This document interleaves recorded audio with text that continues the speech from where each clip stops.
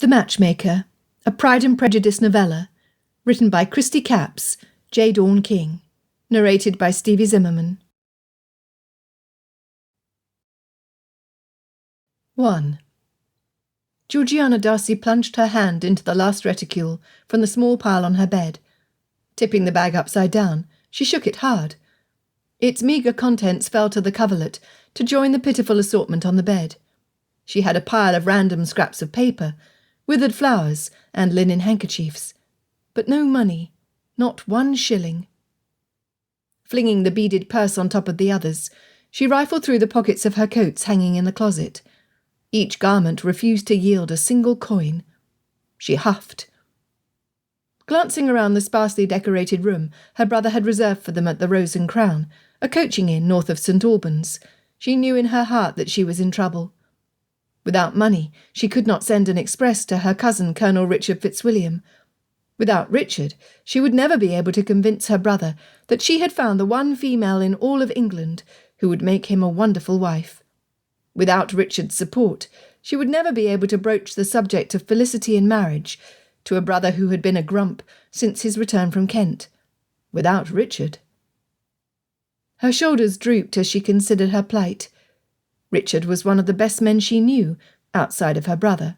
He was Fitzwilliam's closest and most trusted friend.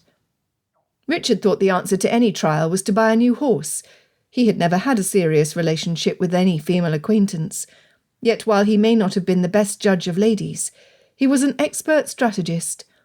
The War Office had quickly promoted him to colonel for both his bravery during battle and his innate ability to gain victory after victory without sacrificing British soldiers. Would his skills even work with her brother and the lady Georgiana had met in the garden? She could not know. Fitzwilliam had said that the axle on their carriage would take 3 to 4 days to repair. If the lady and her family delayed their journey, there might be a chance Georgiana could think of something that might work to get her brother and the stranger together. But what? She sighed, dropping down onto the bed, her arm flung over her brow. She had been a matchmaker for less than 24 hours, and she was a failure. Or maybe she was not. Was she giving up too soon? It had only been the day prior that she had decided to devote her life to finding the perfect match for her brother. He had been despondent since spring. Surely a good wife would cheer him up and restore his good humour. Sitting up, Georgiana considered her options. First, if she told Fitzwilliam that she had begun a conversation with a stranger without a proper introduction, he would be displeased. That would never do. It would be a horrible beginning to a marriage. Second, if she pretended not to know the lady, but could somehow manage an accidental meeting between the woman and Fitzwilliam, perhaps Georgiana would need to do nothing at all, allow nature to take its course. Sigh. Her brother loathed deceit. Many times she heard him state that his good opinion, once lost, was lost forever. With that said, he did quickly forgive her ignorance in almost eloping with George Wickham, so the standard he held his sister to was different from the general populace. For that she was grateful. She harumphed. Never could she imagine being able to successfully manipulate 2 strangers into contact when she was unfamiliar with her surroundings. Had they been at Pemberley, or in London, perhaps she could manage a way to get the lady and her brother together. Third, she could... Well, she simply could not think of anything else, which was why she needed Richard. However, in retrospect, perhaps Richard was not the best choice for aid. He would likely kidnap both Fitzwilliam and the poor lady, tie them together, and dump them at the first chapel he came to. Her cousin was a wonderful man, but he was not subtle by any stretch of the imagination. What should I do? Before she could consider any other options, her brother tapped on her door and entered. "Georgie, pray accept my apologies for leaving you alone to settle in. The damage to the axle is extensive." He ran his hand through his hair, completely unsettling the dark waves. Sitting across from her, he attempted to hide his frustration. Relaxing his hands until his knuckles lost their white colour, he continued, "I wrote to Mrs. Reynolds to let the staff know we would be late. In addition, I sent an express to Bingley. The invitation to Pemberley was for Tuesday next. I suggested he wait an additional week, which will allow us time to settle in." "How kind of you," Georgiana added.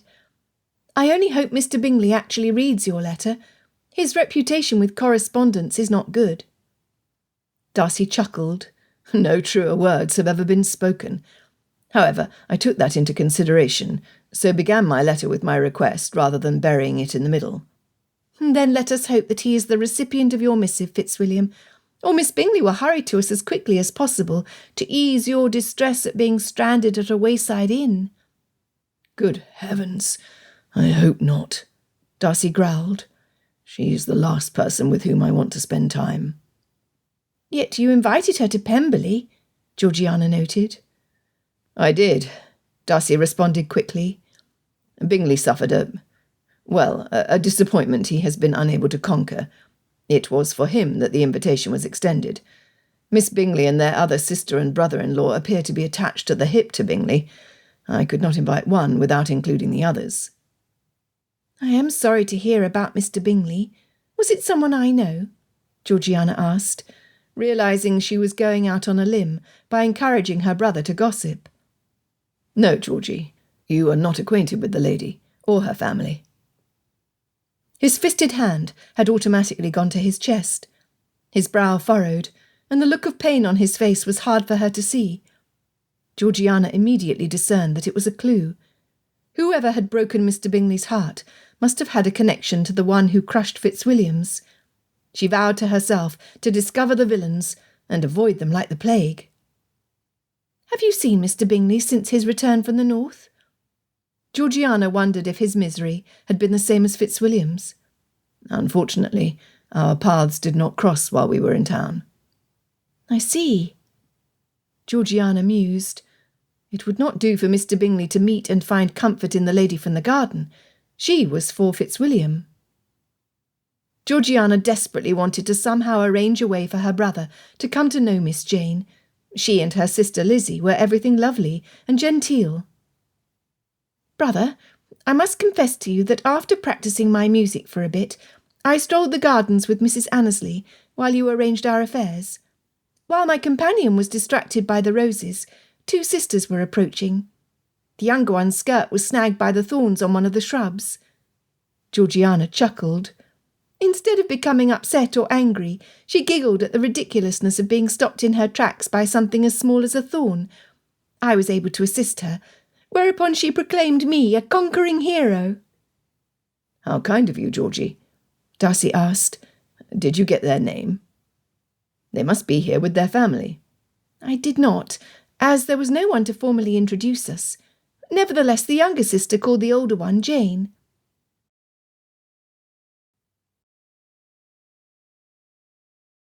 II. Darcy easily imagined the frustration of a nurse whose young charge had damaged a garment due to not paying attention. It was possible the mother would discipline the nurse for any damage done. Thus the little girl was correct. Georgie was a hero indeed. Pride surged through his chest, replacing the sharp pain caused by the recollection of the reason Bingley was heartbroken. It had been Darcy's fault. His poor judgment had separated his friend from the woman he loved, and who had apparently loved him in return. Like the eldest of the little girls, Bingley's love was named Jane. It was her next younger sister, Elizabeth, who was the source of Darcy's own agony. He had loved her with his whole heart and soul. No, that was incorrect. His love was not yet in the past. He still loved her, with a passion he had never known in his almost 29 years. It was Darcy's own foolish arrogance in believing he knew best that had been responsible for having his own heart ripped to shreds. Elizabeth was a queen. He was an idiot. "Fitzwilliam, perhaps we might be introduced to the family while we are here. It was obvious that they are gently bred. Their clothing was fashionable, although not ostentatious. Their manners were excellent. Their speech was intelligent and lively." He sat straighter in his chair, grateful his sister had interrupted his misery. "Then I hope we do as well." "When a maid came to retrieve the sisters, she said that Mrs. Gardiner was unwell, and that both Jane and Lizzie were needed in their rooms." "Lizzie?" Darcy was startled. Elizabeth's family called her Lizzie. It could not be, could it? No, it simply was not possible.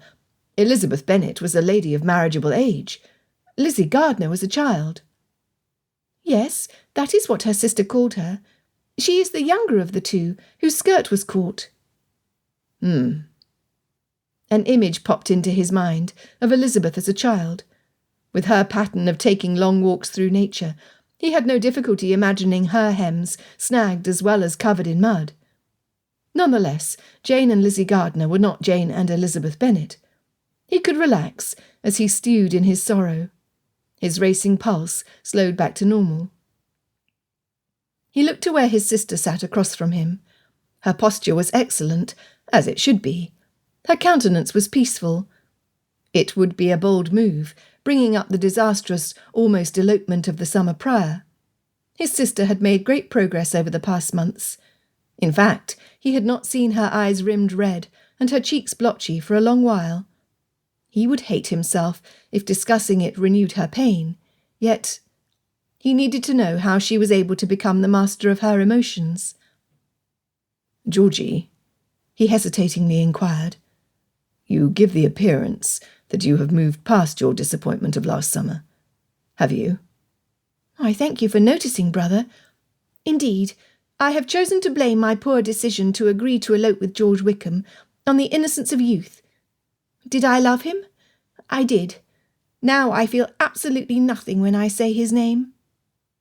She added, "What tormented me the most was the knowledge that I had disappointed you, and I had disappointed myself. Once Mrs. Annesley's encouragement to gain valuable lessons from my mistakes finally soaked into my brain, I was able to put the event into proper perspective. I have discovered caution when it comes to making decisions that affect my future. I also recognise the need to use discernment as well. Not everyone who claims to be trustworthy is deserving of my attention. Mostly I learned that there is no need to hurry to leave the comfortable nest you have feathered for me. I do not yearn for independence." "What do you yearn for, sister?" "Contentment for you and for me." His heart was deeply touched by her desire. He had thought he had found contentment with Elizabeth. In his arrogance, he assumed she felt the same. He had been very, very wrong. If Georgiana could survive her heartbreak, then he would too. He would move on, living a life without Elizabeth.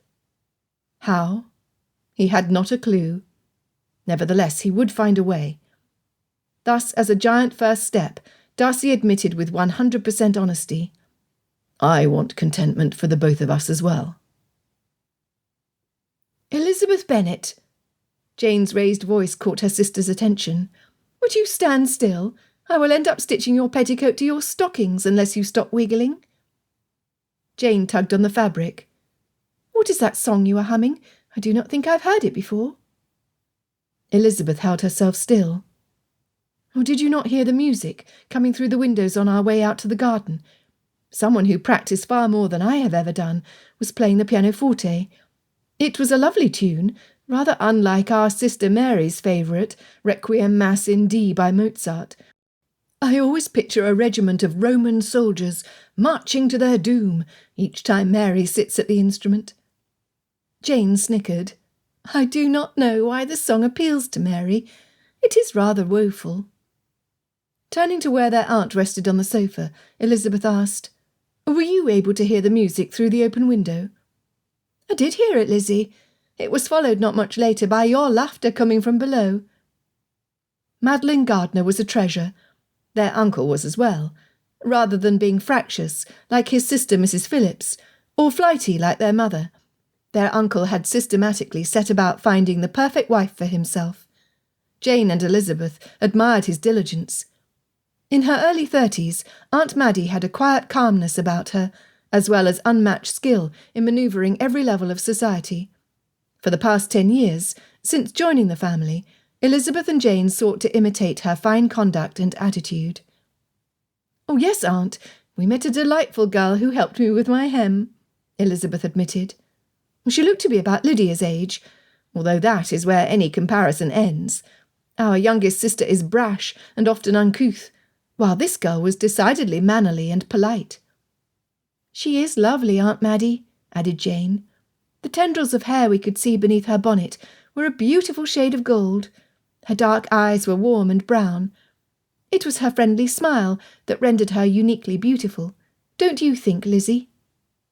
"Yes," she agreed absently. The young lady's eyes had captured Elizabeth's attention, but not for the same reason as Jane. Closing her own, she could see that identical shade of brown, flashing angrily, from a face Elizabeth was likely to never forget. Fitzwilliam Darcy had offered his hand in marriage 3 months prior, while she was visiting her good friend Charlotte Lucas at her new home in Kent. He had been visiting his aunt, who was patroness of the parsonage where Charlotte lived. Believing him to have deliberately caused pain to both Jane and a man whose charm had blinded her to his perfidy, Mr. George Wickham, Elizabeth had refused Mr. Darcy's offer in the strongest possible terms. It was only later, when Mr. Darcy had delivered to her a letter explaining his involvement in both cases, that Elizabeth realised her judgment against him had been undeserving. Their aunt interrupted her painful musing. "Did you get the name of the girl? Perhaps we know her family from town." Elizabeth shook her head. "I regret that we did not." "Oh, do not worry," Aunt Maddie responded. "If they are known to us, your uncle will inform the girl's parents of her kindness." This was one of the many reasons Elizabeth cherished her aunt and uncle.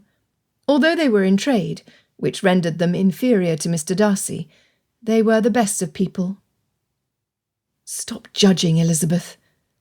She had been dreadfully wrong in her assumptions about Mr. Darcy before. Perhaps she was wrong now. After all, one of his closest friends, Mr. Charles Bingley, was in trade. Goodness, why was she thinking of Mr. Darcy? She was likely to never set eyes on him again, so the best course was to forget him, vanquish him from her brain.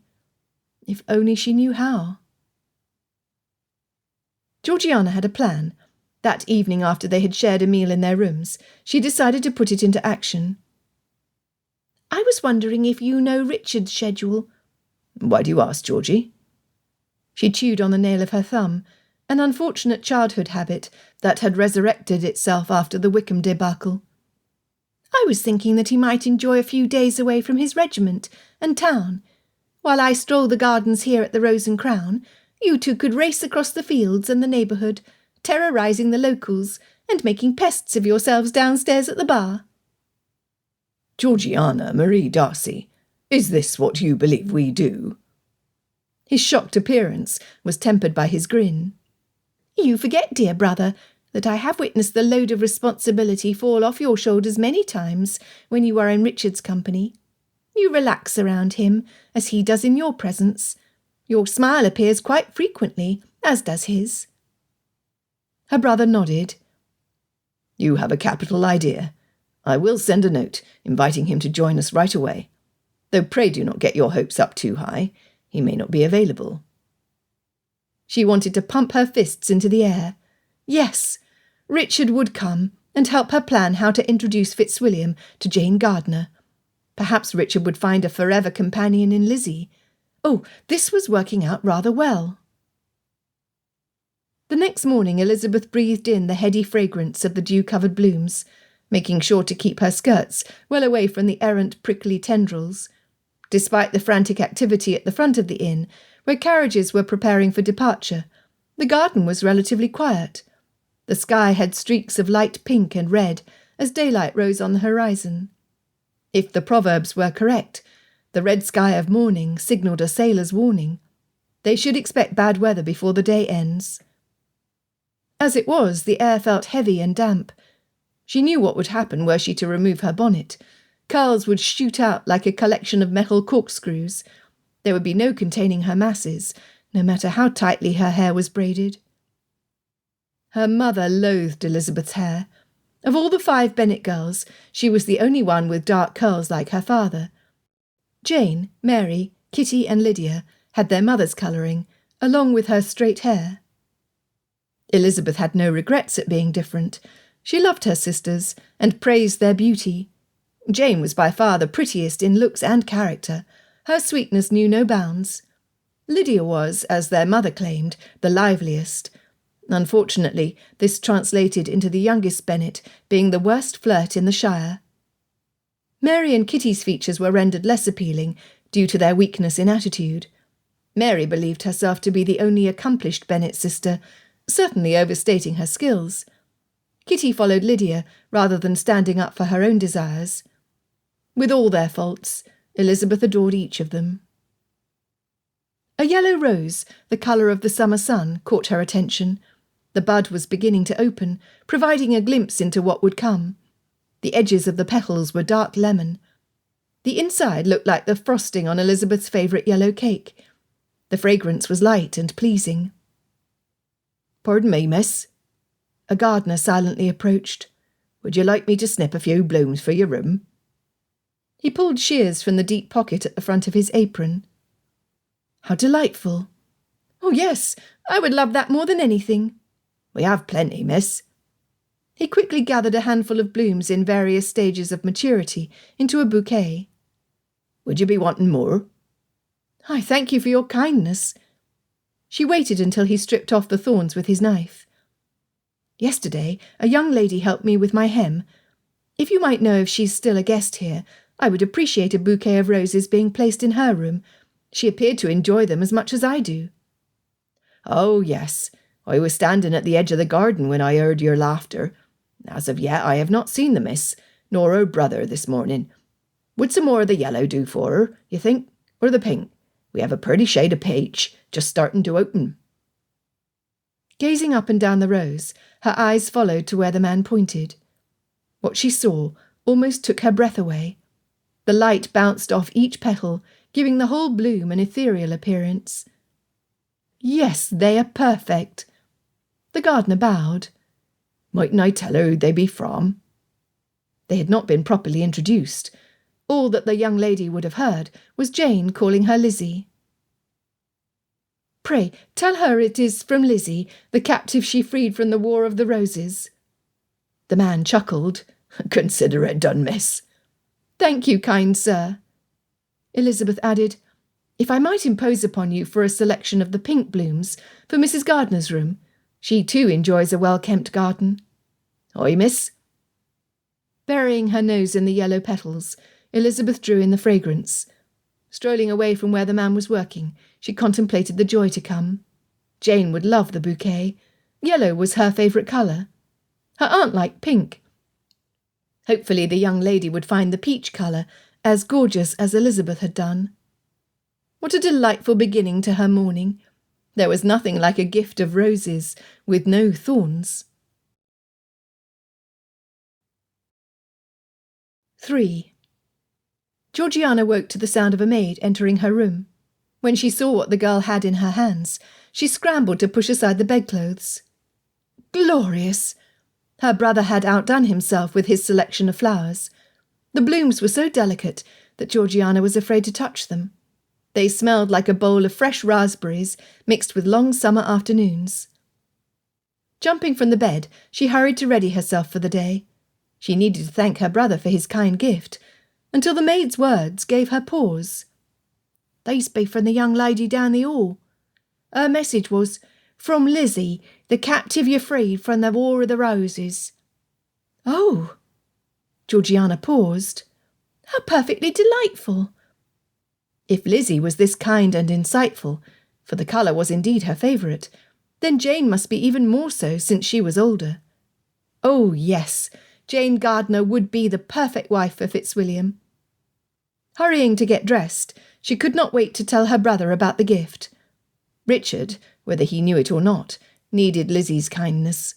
Everything was almost perfect. Darcy was pleased. What had taken him and Georgiana almost 10 hours by carriage from London had taken his cousin far less than half of that to arrive at the Rose and Crown. By the time Richard had entrusted the care of his favourite mare to the grooms, Darcy had a room arranged, along with a meal, and a cool tankard of ale at the ready. "Say, this is one of your more brilliant ideas, Darcy. Time in the country is always well spent. Well, if you ignore Aunt Catherine's estate in Kent, that is never pleasant." Richard snorted. "Except this year, of course. Having that Bennet gal there made the minutes pass more quickly. Seeing someone smiling across from me at the table and hearing intelligent conversation was an anomaly at Rosings Park, was it not? You sure would not get either from anyone else in that room." What? Richard had not been in his presence for 5 minutes before bringing up Elizabeth. How could he? Darcy could not seem to find his tongue. Any thoughts that occurred after his cousin's comments were too revealing of his personal anguish to share. "Ah, silent as always," Richard teased, before gratefully changing the subject. "How's Poppet? I've not seen her in months. She must be taller. What is she, almost 17? Darcy swallowed. "She is well. You would be proud of her, Richard. She has become a young lady with keen understanding. I do believe that if Wickham had waited to approach her today, she would not be at all vulnerable to his charm. No, she is a far more discerning female than last summer." Richard nodded. "Good, good. Had you allowed me to run him through instead of warning me off, he would not continue to inconvenience the innocents. He is vermin. I should have left you alone to your brand of justice, Richard. Wickham has cost me far more than money." "He continues to make demands, then?" The Colonel reached for the sword he was not wearing. "The last I heard, he was still with the militia in Brighton. I will contact his commanding officer to warn him, before I gather enough evidence to see him transported, or assigned to active duty in the regulars." This time it was Darcy who nodded. "I have bought up his debts from Derbyshire to Hertfordshire. There is plenty to see him at Marshalsea for the rest of his miserable life." Richard's grin was malicious. "Now that is perfect justice. Having him close to all the vices he desires with no ability to ever partake will torment him until his last breath. I will write to the Colonel." Richard's comment was like reading the final page of a book where the good were victorious and the punishment for the villain was final and just. Satisfaction filled Darcy's chest. "As an aside, I will warn you, Richard. Yesterday Georgie came to the assistance of 2 little girls. I'm certain they view her favourably. However, as is common with females of any age, once they see you garbed in your officer's uniform, they are likely to turn their full attention from my sister to you. Be kind to them, cousin. Although the youngest one sounds mischievous, Georgie claims they are both very pleasant children." "It is too bad they're not pleasant older girls with large dowries who are discerning enough to admire the quality of a man under the uniform rather than a piece of wool." The bitterness in his cousin's tone was evident. "Are you well, Richard?" The Colonel rubbed his hands over his face. "I'm tired of the infighting of the officers. I'm tired of those superior to me in command being raving idiots. I'm tired of my parents pushing me to marry, to provide them with grandchildren like I'm a factory who cares nothing for the woman I would need to take for a wife, nor the act of creating said little creatures. I am weary, cousin." Richard drank deeply of the ale. "Therefore I thank you more than words can say for the invitation to stay here for a few days.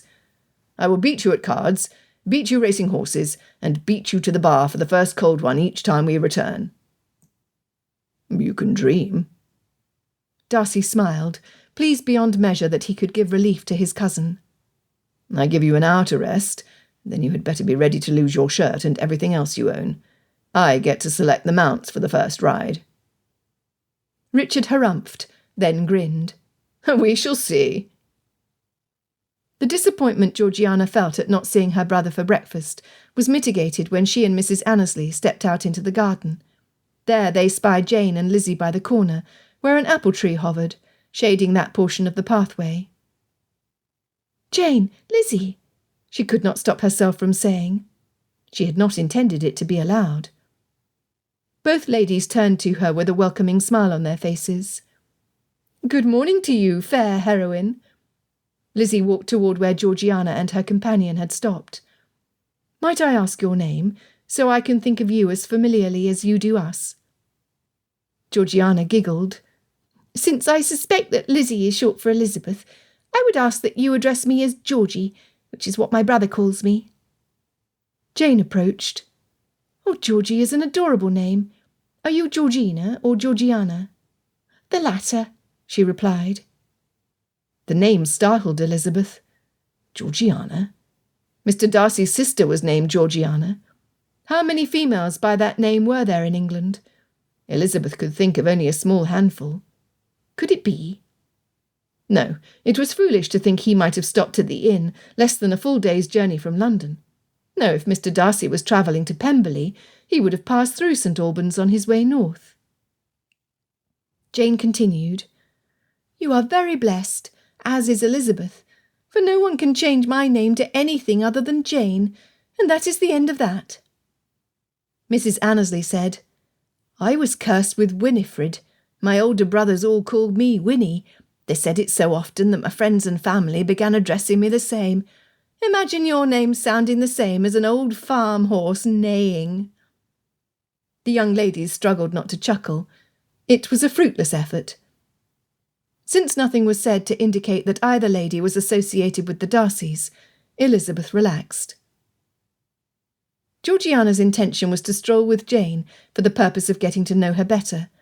Nevertheless, it was Lizzie who caught and held her attention.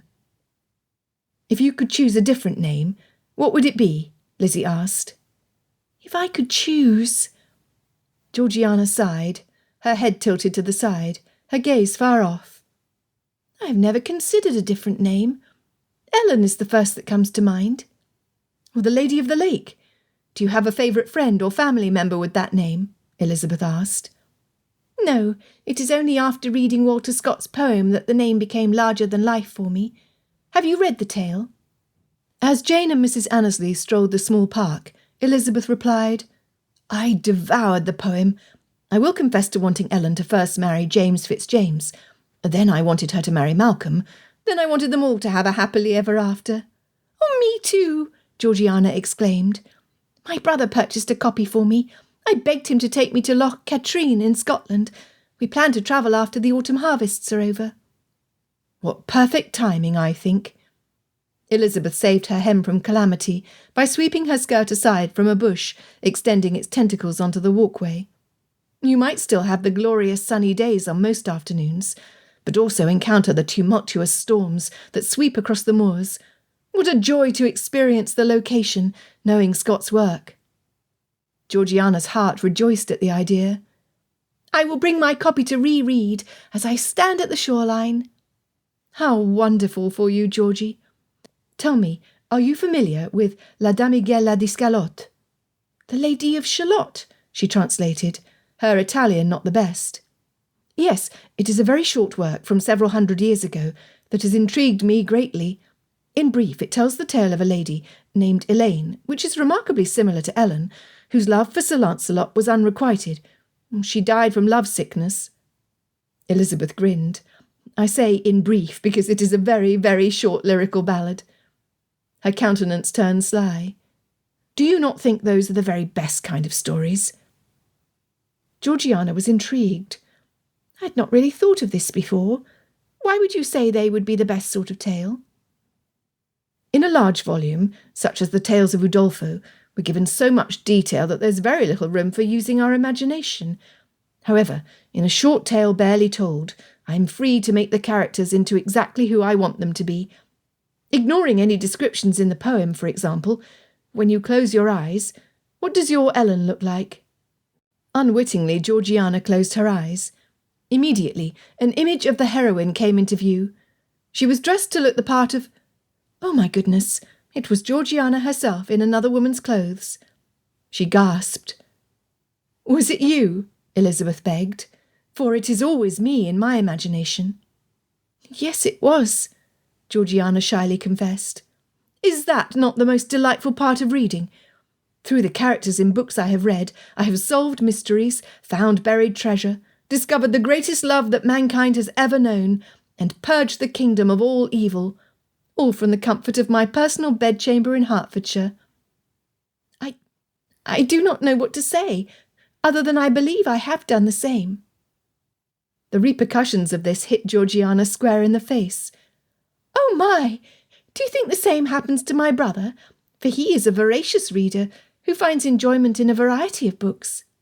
"Why would he not? If he is a responsible man, it would be necessary for him to read the circulating papers, and those printed by the leaders of agriculture and science, to be a good landowner. That would be expected. However, for the entertainment of an evening, it takes little inventiveness to place himself in the shoes of Coriolanus, King Arthur, or Sir Lancelot. What books does he favour? He rereads Gulliver's Travels and Robinson Crusoe quite often. Georgiana stopped walking. Do you honestly think my brother might place himself as the title character? Elizabeth laughed. It is my belief that any sane thinker would not only become the title character, but he would also put himself in the small shoes of a Lilliputian or any of the other secondary characters. It gives life to a story, this way of reading, does it not? It does indeed. Georgiana blushed. I thought I was the only one who did this. I think that you and I are kindred spirits, dear girl. Elizabeth wrapped her fingers around Georgiana's arm, tugging her toward where Jane and Mrs. Annesley were located. Let us catch up, shall we? Georgiana was delighted. She could not wait to share the conversation with Fitzwilliam, wondering if he would admit it to her or not, that he became a castaway of 28 years off the coast of Venezuela each time he read the work of Daniel Defoe. If Jane were anything like her sister, Lizzie, she would be the perfect match for her brother.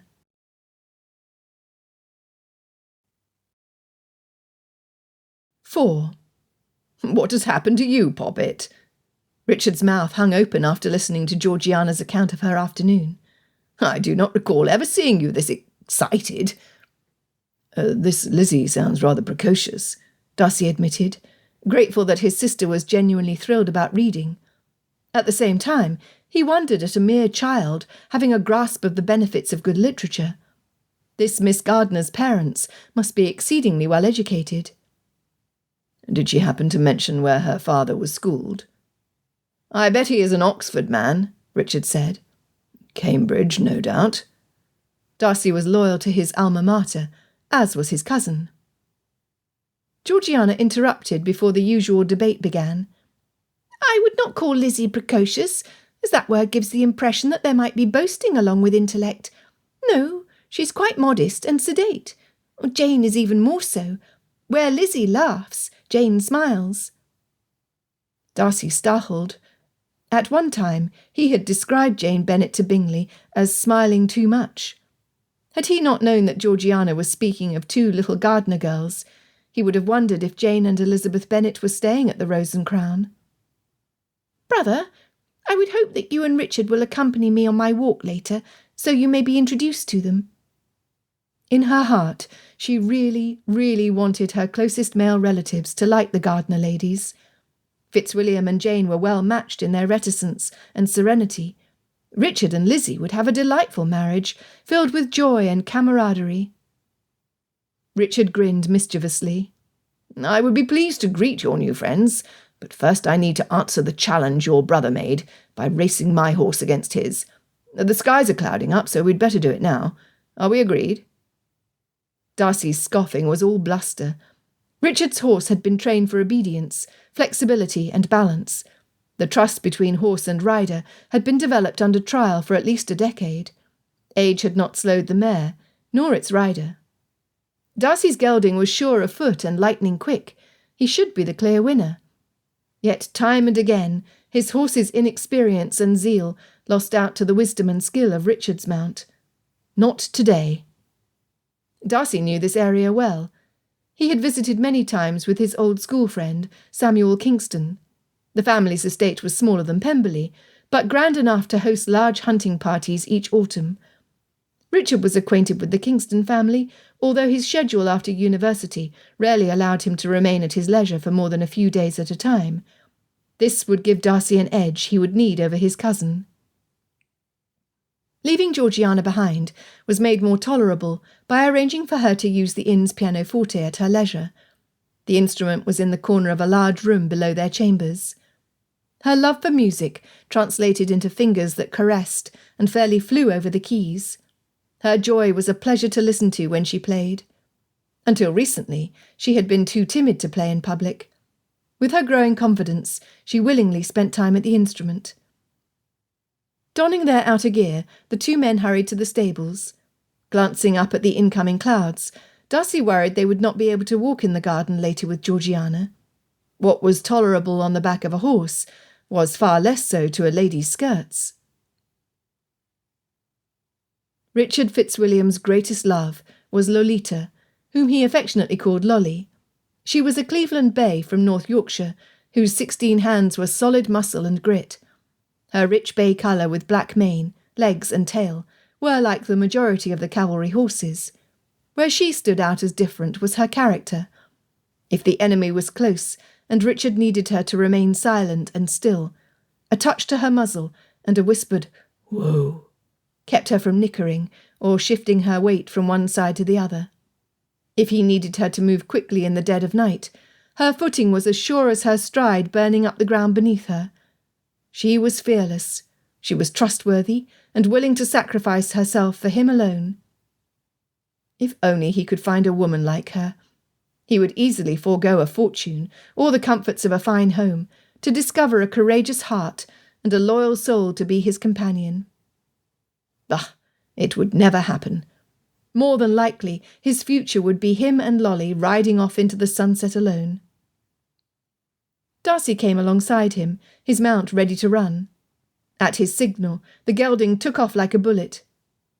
Richard held Lolly back far enough to avoid the mud Darcy's horse was churning up with his shod hooves. When the hedgerow appeared over the first hill, Richard knew that this was his opportunity to leave his cousin in the dust. Sure enough, Darcy's horse hesitated for not more than a hair's breadth, while Lolly boldly sailed over the barrier with ease. From there until the agreed-upon finish line, they held their lead. Victory surged through his veins. Richard knew that nothing would ever feel as good as beating Darcy. No man or woman could compete with Lolly. He pumped his fist into the air, then reached over to slap his cousin on the shoulder. "You owe me a pint, my friend." Mud spattered the front of Darcy's coat, hat and face. His white teeth flashed with the sheer joy of having run a race well, despite losing. "I say we race back." Darcy's horse pivoted at his command. "Then we will see who buys the ale." With a giant leap, they were off, running hard. Hooves pounding over the fields was music to Richard's soul. Again he rode to victory. Later, after a much-needed wash and change of clothing, they joined Georgiana in their sitting-room. By the time their repast was delivered, the rain that had threatened was falling in earnest. There would be no opportunity to chance upon the Gardner girls until the morrow. It mattered not to Richard. He did not need 2 silly little children fawning over his uniform. No, all he needed was the family in the room, and Lolly. He was content. Mrs. Annesley tended to her needlework while Georgiana was at the pianoforte. She had played the Scottish folk song from the beginning to the end, when a very welcome face peeked around the doorway. "Lizzie!" Georgiana rested her fingers on the keys, then stood. "Welcome. Is Jane with you?" "She is." Abandoning the instrument, Georgiana joined the ladies in the seating area. Jane appeared serene as usual. Lizzie vibrated energy, like she had something important to say, or some place to go. Georgiana was grateful for the opportunity to know Jane Gardner. Should Fitzwilliam decide, just as she had, that the lady was perfect for him, the more they knew of each other the better.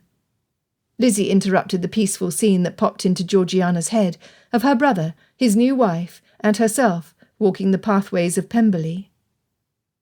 "The tune you played," Lizzie asked, "do you know its title?" Without quite realising how it happened, Georgiana was again in the company of the younger Gardner daughter. Jane, her brother's future bride, had taken a seat next to Mrs. Annesley. They were speaking quietly while they sorted balls of coloured yarn. Perhaps there would be an opportunity later to spend time with Jane. For the moment, Georgiana loved nothing more than to discuss music with someone who enjoyed a lovely melody. "It is Scott's Gaelic song. It translates to the boatman." Lizzie's eyes gazed off in the distance. "Is it a tale of woe, do you think? The tune, although soothing, is at times wistful." Georgiana admitted, "I know my limits only too well, so I will not sing for you. The first verse in English is, "I often look from the highest hill that I might see my boatman. Will you come tonight or will you come tomorrow? Oh, sorry will I be if you do not come at all." Elizabeth's eyes were dreamy when she spoke. Then it is a love story of a maiden waiting for her one true love. She clasped her hands to her chest. How romantic, she said with a sigh. The strings of Georgiana's heart strummed in perfect harmony with her friend's words. Here was someone who spoke the language of her soul. She added, "The lady wrote it for a young fisherman she was courting by the name of Domhnall MacGrath. My understanding is that he returned to her soon after she penned the song, and they were wed. To live happily ever after, I imagine," Lizzie said with a smile. "My friend, I do not suffer from a lack of modesty, so would gladly accompany you in song, should you have the words to the music." "How delightful!" Turning to Jane, she asked, "Oh, do you also sing?" She really wanted the lady to say yes. Visions of evenings spent in the music room at Pemberley filled her heart. "Only Lizzie and our sister Mary play an instrument," replied Jane. "I am content with a needle and thread as my only accomplishment." Oh. Georgiana did not know what to think, as those beautiful visions vanished into nothing. Burying her disappointment, she joined Lizzie at the pianoforte. After they sang Faravata several times from the beginning to the end, the two of them shuffled through the sheet music she had brought in her luggage. Many of the songs were challenging pieces. Lizzie held one up after the other. "I do believe my eyes would cross and remain that way should I attempt something this difficult. That you can perform at your level shows a devotion to the craft that is highly admirable." Lizzie shuffled them into a neat pile before adding, "This speaks well of your character, I believe. The patience required to practice until your eyes danced across the notes as your fingers do the keys will serve you well. When the time comes for you to have a daughter, she will marvel at your skill as you help her reach your level or beyond. You will be treasured like none other." Georgiana could hardly breathe. Fitzwilliam had often compared her skill on the harp and pianoforte with their mother's. From the way her brother and others held Lady Anne Darcy in the highest regard, there was no compliment higher than to be favourably compared to her. Never had someone glimpsed into her personal future in a way that stirred her to want to be just that sort of woman. Unconsciously, her spine stiffened and her shoulders pressed back. She could be that sort of woman. She would be that sort of mother when the time came. She would instill in her child the exact confidence that Lizzie gifted her. "I thank you more than words can say for your comment, Lizzie. You are truly my friend indeed." Glancing between the two sisters, she could not help but reflect on the similarities and differences. While she was naturally drawn to Lizzie, who would not be?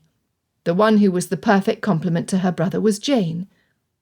Nevertheless, Richard was going to fall way past like and admiration into love when he met Lizzie Gardner.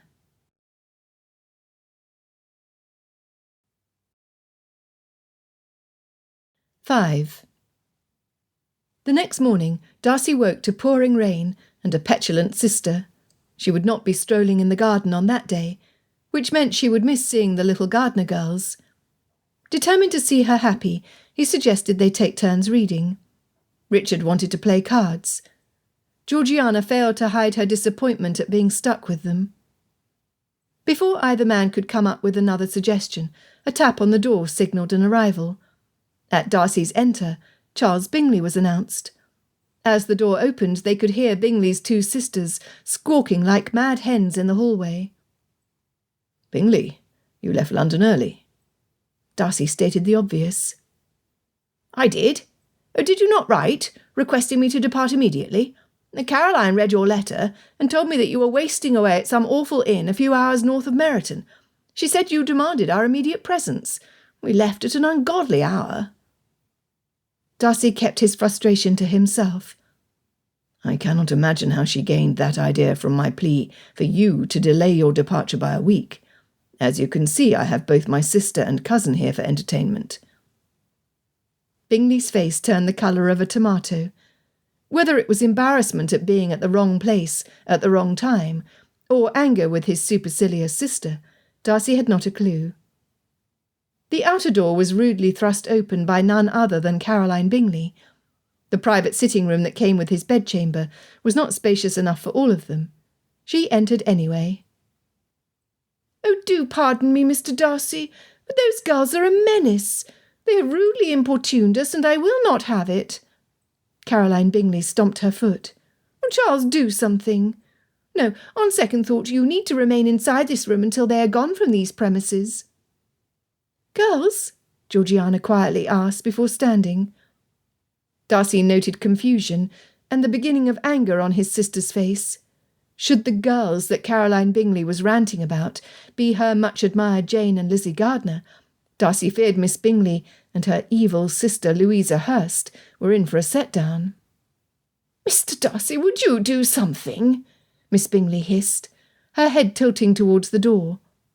"I ask you now, since you were so successful last autumn at separating—" A sick feeling settled in the pit of his stomach. Many months prior, he had unwillingly teamed with Bingley's sister to remove her brother from Hertfordshire, where Jane Bennet resided. During his failed proposal to Elizabeth Bennet in Kent, he was informed that Jane's heart belonged to Bingley. Darcy had been completely wrong to interfere. It was his plan to explain his error to Bingley when they all arrived at Pemberley, in hopes that the peaceful setting would influence his friend to remain his friend. To Darcy's knowledge, this was the only time he had joined Caroline Bingley for any purpose. Therefore the girls she was talking about were— Oh, good Lord! This meant— The many small details Georgiana had mentioned about the two girls were swirling in his brain until his suspicions became more than he could ignore. The realization dawning on him almost knocked him off his feet. If he was correct, his Elizabeth was down the hallway. Turning away from where Miss Bingley fumed, he addressed Georgiana. "Dear sister, would you have a guess as to the approximate ages of both Jane and Lizzie?" "Why are you asking her?" Caroline demanded. "Oh, surely you know that Jane Bennet is 23 if she is a day, and her snotty sister Eliza is 2 years younger. We all were aware of those facts at Netherfield Park." The sound of a feather falling to the floor could have been heard in the silence that followed. Darcy closed his eyes for a moment. Jane and Elizabeth Bennet were at the Rose and Crown. He could hardly breathe. His sister admired them. Goodness, why would she not? He admired them. "Jane is here," Bingley's voice squeaked. "My Jane is here." "Your Jane?" Georgiana asked, thoroughly confused. "She cannot be your Jane." She looked directly at Darcy. Richard's laughter began with a chuckle. "Pray, do invite them in." Caroline Bingley snorted. "Oh, you know nothing, Colonel Fitzwilliam. Those sisters are like a swarm of mosquitoes. Nothing we have done so far has worked to rid ourselves of them, has it, Mr. Darcy?" Richard retorted, "I do believe they are not the only sisters on the premises who are buzzing, Miss Bingley." "No," Darcy said, loud enough for all to hear. His own heart was pounding in his chest. "We will not storm the halls looking for 2 innocent maidens to descend upon. Bingley, if you have not arranged for rooms for your family, you should do so now." "Oh, but Mr. Darcy," Caroline whined. "No, Miss Bingley, I will do nothing to harm the Bennets or anyone else." He glared at her until she was forced to turn away. "That is, unless someone keeps insisting on having their way after I have already called a halt to the matter." Miss Bingley pressed her lips tightly together. Darcy's point had been clear. He was deeply ashamed of his actions in being in collusion with her against the desires of her brother's heart. He had learned his lesson well. He no longer could wait until Pemberley to confess his interference to Bingley. That would need to be done before the evening was over. How his friend would respond, Darcy could not guess. Had someone acted towards him as he had done to Bingley, Darcy would cut them out of his life forever. He only hoped Bingley would not do the same. What a miserable mess he was in, and it was all because Bingley was a poor correspondent and a lackadaisical overseer of his family. No, That was unfair and untrue. Darcy was in these dire straits from his own actions.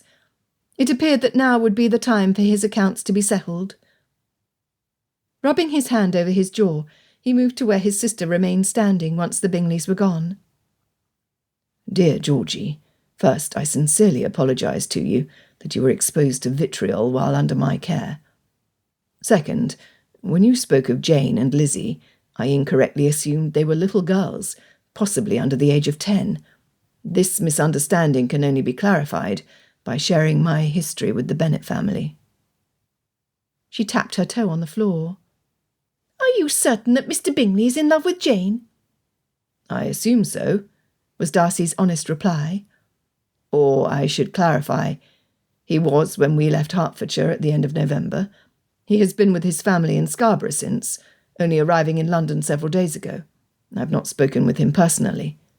Until I do, I cannot guess whether his heart is still engaged." "And hers?" Georgiana inquired hesitantly. "According to her sister, she loved Bingley last autumn." This was in every way dreadful. No wonder her brother's heart ached. He had fallen in love with the very woman who was enamoured with one of his closest friends. Was Fitzwilliam in hope that Miss Jane Bennet's affections for Bingley had cooled? Georgiana did not know what to do next.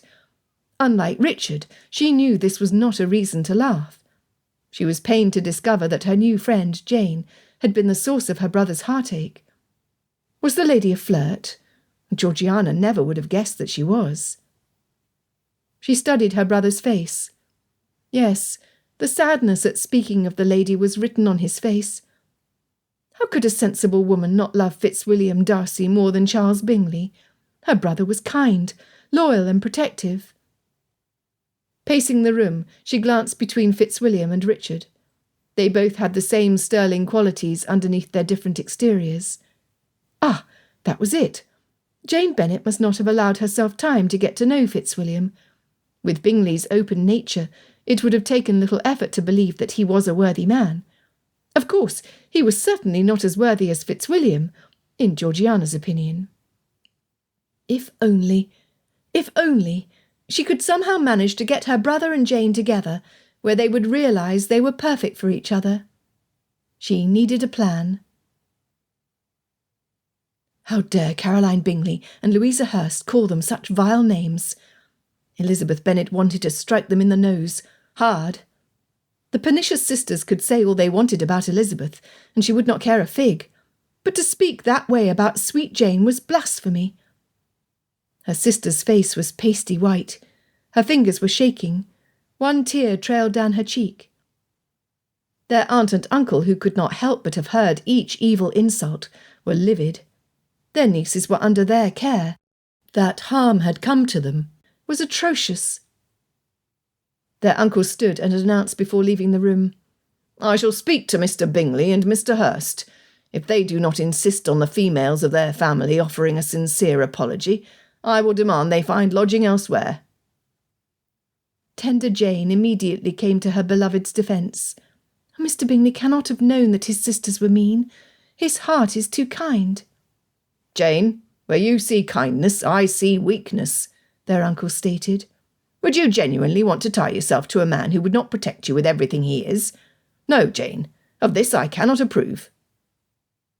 Once he left the room to confront Mr. Bingley, the dam holding Jane's tears back cracked until a torrential flood washed over her cheeks. Elizabeth's frustration and anger grew with each drop that fell.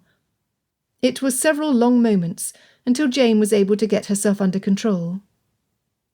"I have been a fool," she whispered, her voice scratchy and uneven. "Everything you said about Caroline Bingley and Louisa Hurst is true. They did not want me as a friend, which means they would never have wanted me as a wife to their brother." Elizabeth was crushed at the pain the truth caused her sister. Jane had always looked at the world through brilliant rainbows and sunny skies. These dark and dreary clouds right in front of her face could no longer be ignored. There were aspects of the world that were ugly and mean. People were not always upright. Kindness was scarce. Goodness was priceless. "I am sorry," Elizabeth repeated, over and over, until her sister sat up straight, wiped away the last of the moisture from her cheeks and chin, and inhaled slowly. I believe I need some time alone in the garden. With my world having been turned upside down, I find it necessary to discover how to plant my feet underneath myself again. Before their aunt or Elizabeth could respond, Jane grabbed her shawl and departed the room. When Elizabeth stood to follow her, Aunt Maddie stopped her. Jane is correct in the necessity to think things through.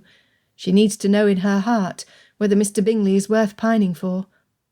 I will tell you that not only is my husband not impressed by Mr. Bingley's conduct, neither am I. Elizabeth nodded, seeing the wisdom of her aunt's comment.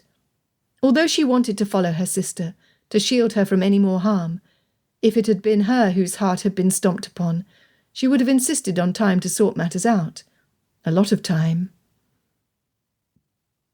When Uncle Gardiner returned from his frustrating conference with Mr. Bingley and Mr. Hurst, he reported that Mr. Bingley had vacillated between saying he would control his sisters to insisting his brother-in-law do it. Edward Gardiner ended the confusion by making the decision for him.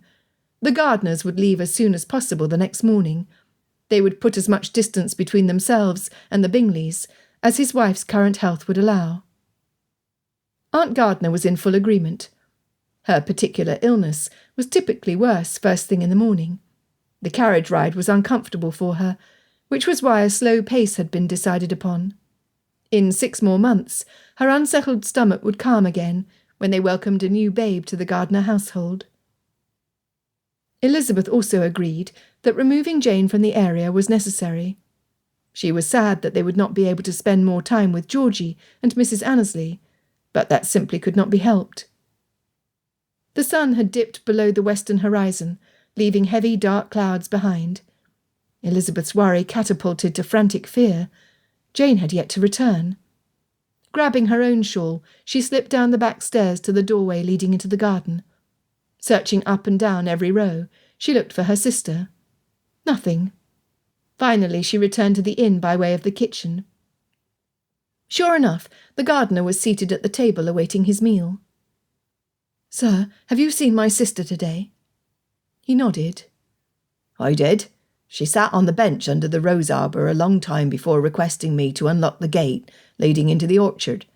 She promised she would wind her way around to the front of the inn once she strolled through the trees, instead of needing me to remain at the gate so I could let her back inside. Have you not seen her yet?" Agitated, Elizabeth squeezed and flexed her fingers. "I have not." "I will get my lantern and some of the grooms to help. We will find the young miss, don't you worry." Pushing the bowl away from him, he moved to the door. "You might want to have your uncle ask for help from some of the guests. The more people we have looking for her, the faster she can be found." Elizabeth's fear drove her up the stairs. She burst into their shared rooms. "Jane is missing. I searched the garden and Jane was not there. This is most unlike her. Please help." Finally, Georgiana broke the silence that had settled upon the room. "Do you not believe Jane to be all wrong for Mr. Bingley?" She fully expected her brother to remind her that she was interfering in business that was not hers. She studied his reaction. There it was, that pinching of his lips and the furrow in his brow. Darcy ran his hands through his hair, pulling at the ends in frustration. He remained silent for a length of time before he spoke. "Dear sister, I want you to think back a year and tell me what exactly it was that you loved about Wickham. Do you recall?" She was taken aback at his question. It was most unexpected, since they had never spoken of the failed elopement once her brother had called it off. Yet this was twice in as many days. Georgiana took the time to think through his question before offering a reply. I loved how grown up he made me feel. I loved how dashing he looked in his uniform and,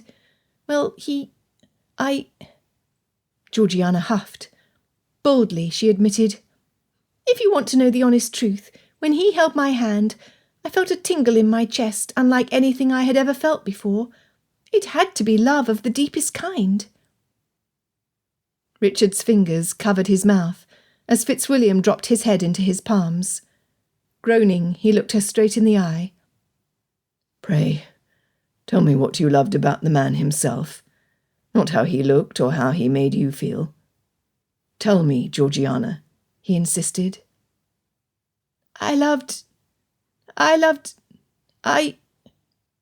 Frustration robbed her of her thinking ability.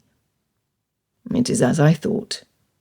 Her brother's voice softened to keep the disapproval from his tone.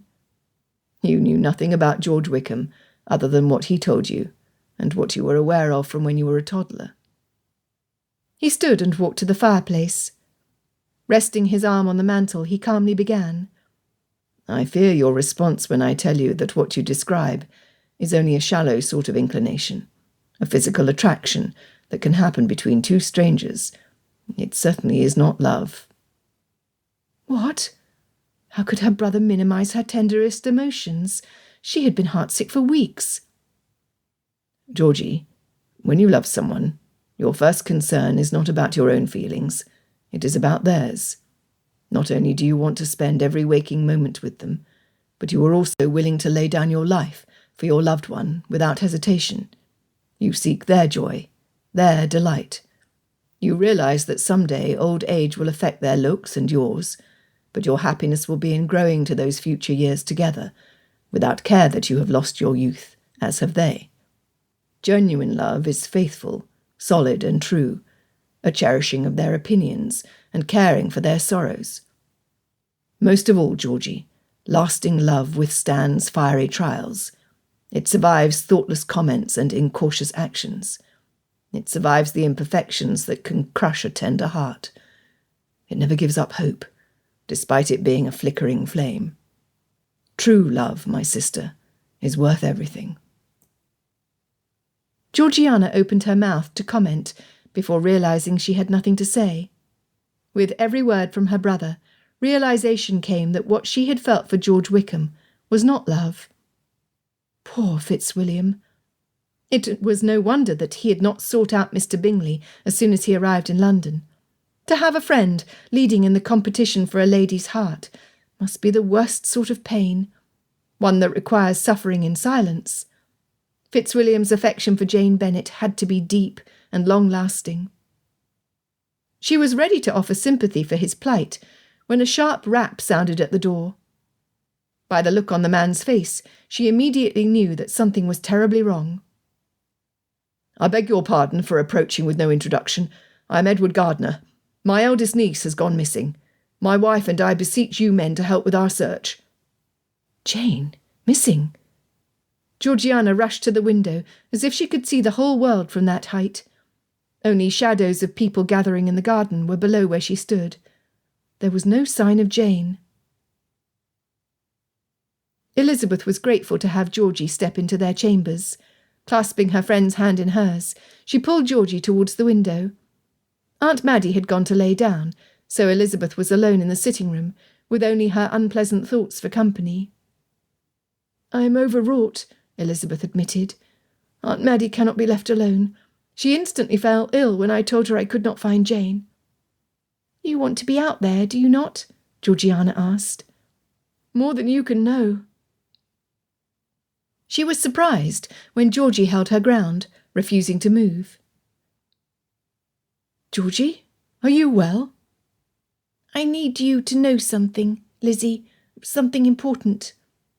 The girl twisted her hands together until her knuckles whitened. When her friend refused to look directly at her, Elizabeth's heart sank to the floor. Georgie must have heard something about Jane, something bad. Elizabeth's chest seemed to cave in on itself. Her hands began to shake. Bravely, she begged, "Just tell me." Closing her eyes, she waited for the one word she never wanted to hear in the same sentence as Jane. Dead. Oh, Lord, how would she ever live without her sister? She wanted to sob and scream at the top of her lungs that it was not fair. "My surname is Darcy." Georgie's comment finally filtered through her tortured brain as Elizabeth turned from the girl to pace across the room. She stopped. What? Had she heard her correctly? Darcy? What had that to do with Jane? "I am Georgiana Marie Darcy. My brother is Fitzwilliam Darcy. I believe you and Jane know him." Elizabeth's hand clutched at the fabric covering her chest. "What? Are you saying that Jane is... that you do not have news... that you are..." Elizabeth swallowed, then looked around the room, for what she did not know. "You are Georgiana Darcy, Mr. Darcy's sister?" The girl nodded. Looking at her from her hem to her hair, Elizabeth finally saw with her eyes what the girl was saying. She had the same coloured eyes as her brother, the same high cheekbones. Her eyebrows were dark like her brother's, with the same curve, although they were much thinner than his. Her posture was rigid, though her shoulders were rounded, since Georgie's gaze was anywhere but on her. Setting aside the panic and the fear for her sister, Elizabeth stepped forward, dipping into a curtsy. "I am delighted to meet you, Miss Darcy. I have heard much about you, all of it good. Your brother cares for you deeply, as does your other guardian, Colonel Fitzwilliam." Georgiana curtsied. "My pleasure. I have come to see if you have news of Jane. My brother and the Colonel have joined in the search." Elizabeth felt like someone had crept up behind her and smashed her on the skull. "Mr. Darcy and Colonel Fitzwilliam, they are here." "Oh, they are?" "Oh, goodness. I saw and unfortunately heard Mr. Bingley's sisters, assuming Mr. Bingley was with them along with Mr. Hurst. I had no idea your brother and cousin were also at the Rose and Crown." Covering her mouth with her fingers, her head slowly shook back and forth, in silent denial of the truth. The shock, in addition to Jane being missing, hit her in the chest, making it difficult to breathe. Miss Darcy added, "Fitzwilliam will do everything within his power to find Jane, I have no doubt." As an afterthought, she added, "Oh, Richard too, of course." Elizabeth dropped into the closest chair. Confusion and panic swirled into an intolerable concoction. She no longer could remain inside the inn. She had to find Jane. Then, and only then, would she deal with how she felt, knowing Fitzwilliam Darcy was on the premises. "Pardon me, Miss Darcy. Pray, remain with my aunt." Grabbing her shawl from the closet, Elizabeth left the room. By the time she reached the outer door, she was running.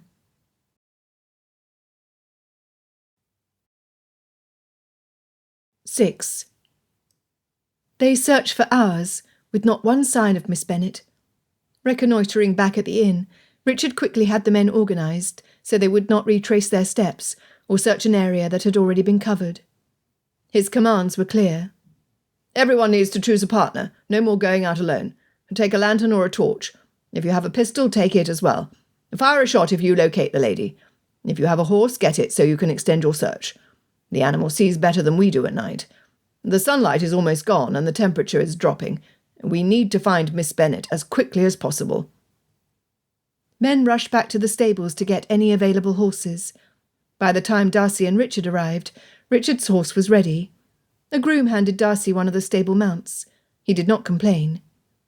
They rode with the rest of the men toward the back of the orchard. From there, they split up into their assigned areas to the east of the garden. Dusk, the darkest stage of twilight, had fallen.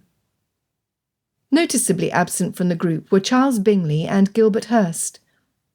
Darcy wondered at his friend. Had Georgiana or Elizabeth been endangered, nothing would have kept Darcy away. Even if it were one of Bingley's sisters who was lost, Darcy would expend himself until she was found.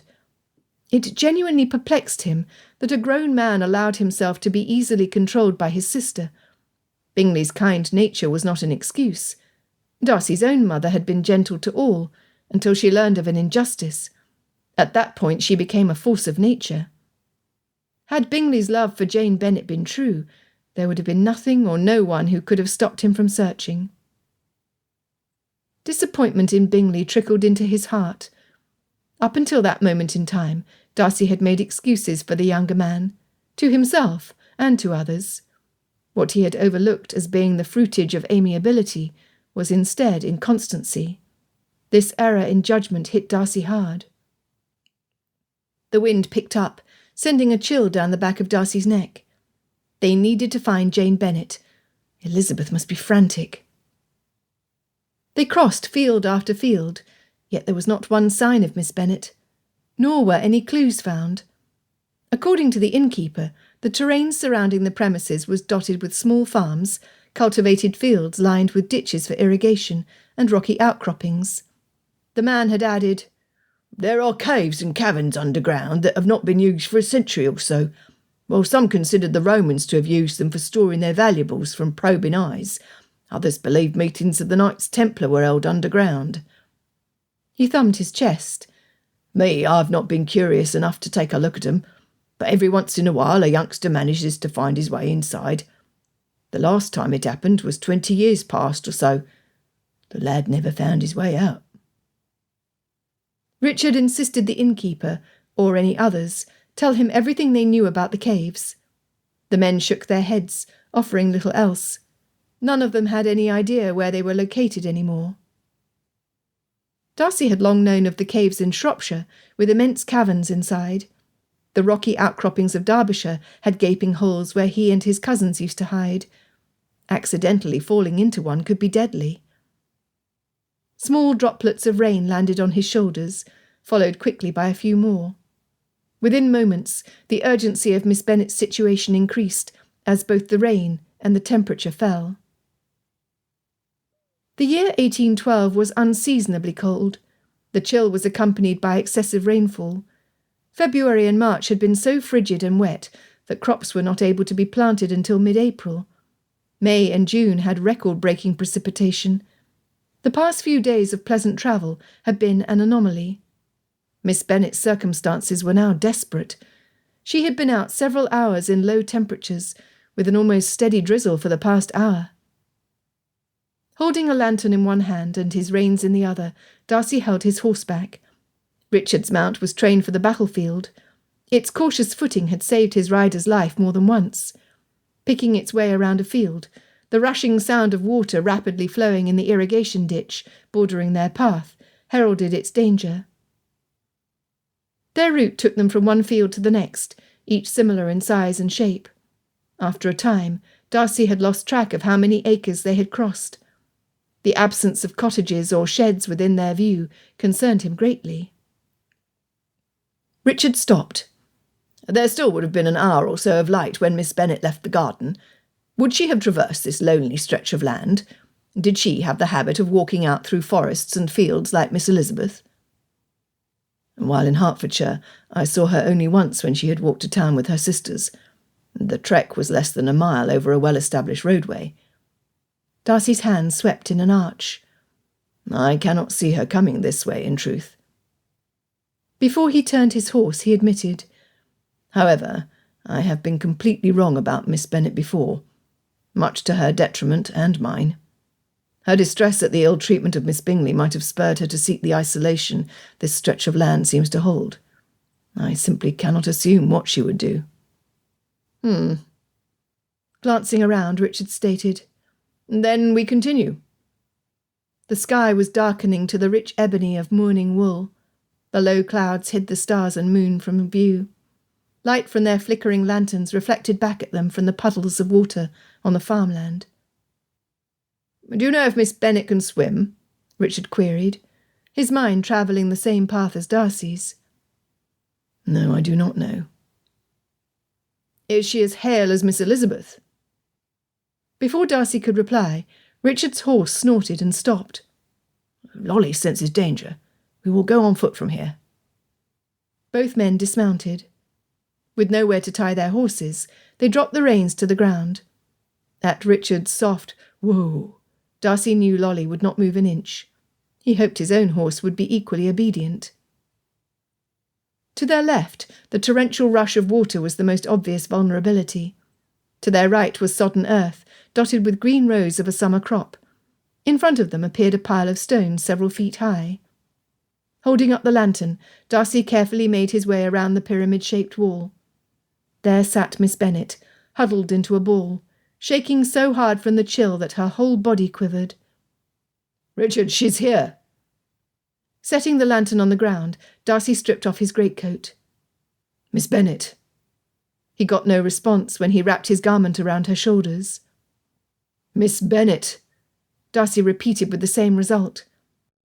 Reaching down, he lifted her into his arms, holding her to his chest as tightly as possible. Her hands clasped the lapels of his coat together. When they brushed against him, he was shocked at the cold of her icy fingers. She needed warmth, and she needed it soon. Richard moved quickly. Setting aside his own lantern, he fired a shot into the air to alert the other searchers, then untied his blanket, draping it over Lolly's neck.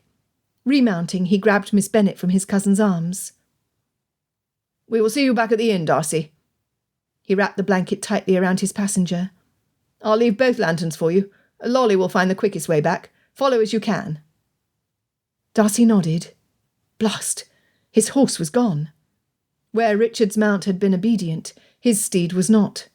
Worthless animal. The cold was already seeping through his clothing. Raindrops pounded his shoulders. He refused to complain. Miss Bennet had been sitting in the inclement weather for several hours. He would suffer no damage by the walk back to the inn. His last thought before he took his first step on his long journey would be how happy Elizabeth would be at the return of her favourite sister. It warmed his soul to make her happy. Automatically seeking whatever warmth she could find, Miss Bennet buried her face directly above Richard's collar. Her warm breath tickled his neck. Miss Elizabeth had spoken often of her eldest sister when they were together in Kent. From his memory, he recalled how Miss Elizabeth praised both the beauty and kindness of her sister. Georgiana admired both Bennet ladies. The woman in his arms was held in high esteem. To her family she was a treasure. It was his mission to see her safely back to them. Underneath him, Lolly quickly stepped to the side. Richard's legs tightened their grip as he adjusted his weight and that of the burden in his arms. "Darcy!" he yelled back to his cousin. The lantern light displayed their problem. An overflowing ditch blocked their path. Could they go around? For a certainty. Yet Lolly had determined this was the fastest way to safety. She had never failed him when lives were involved.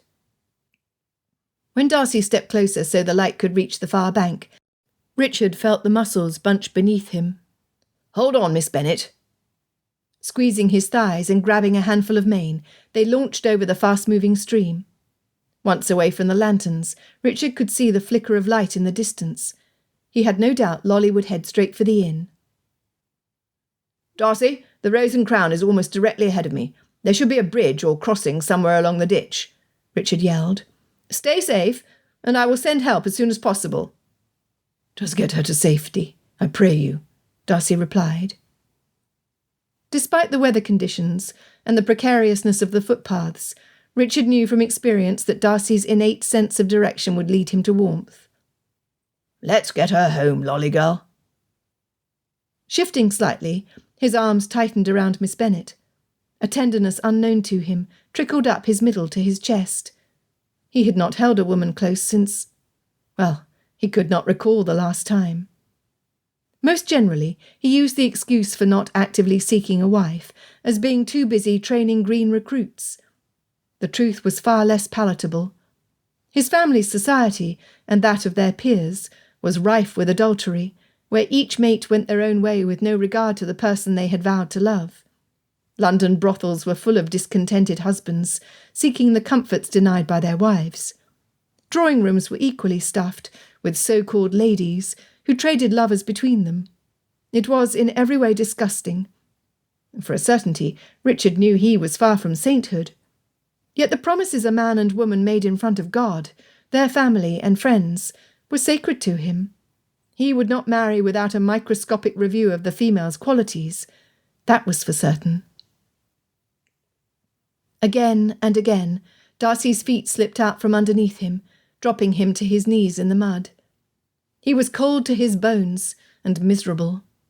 At the same time, he was elated at picturing Elizabeth rushing to her sister's side, tending her as thoroughly as she had done when Miss Bennet was ill the autumn prior. The vision of Elizabeth's face brimming with joy kept him moving forward. Georgiana would fuss until he was warm, well-fed and clean. Despite his circumstances, he smiled. Finally, the lantern picked up the low stone wall of a bridge. From the other side, he could see the distant lights. Picking up speed, he moved towards what would be a warm welcome. Judging by the reduced weight of the lanterns in each hand, he had been away from the Rose and Crown for some time. Darcy used one light to study the other.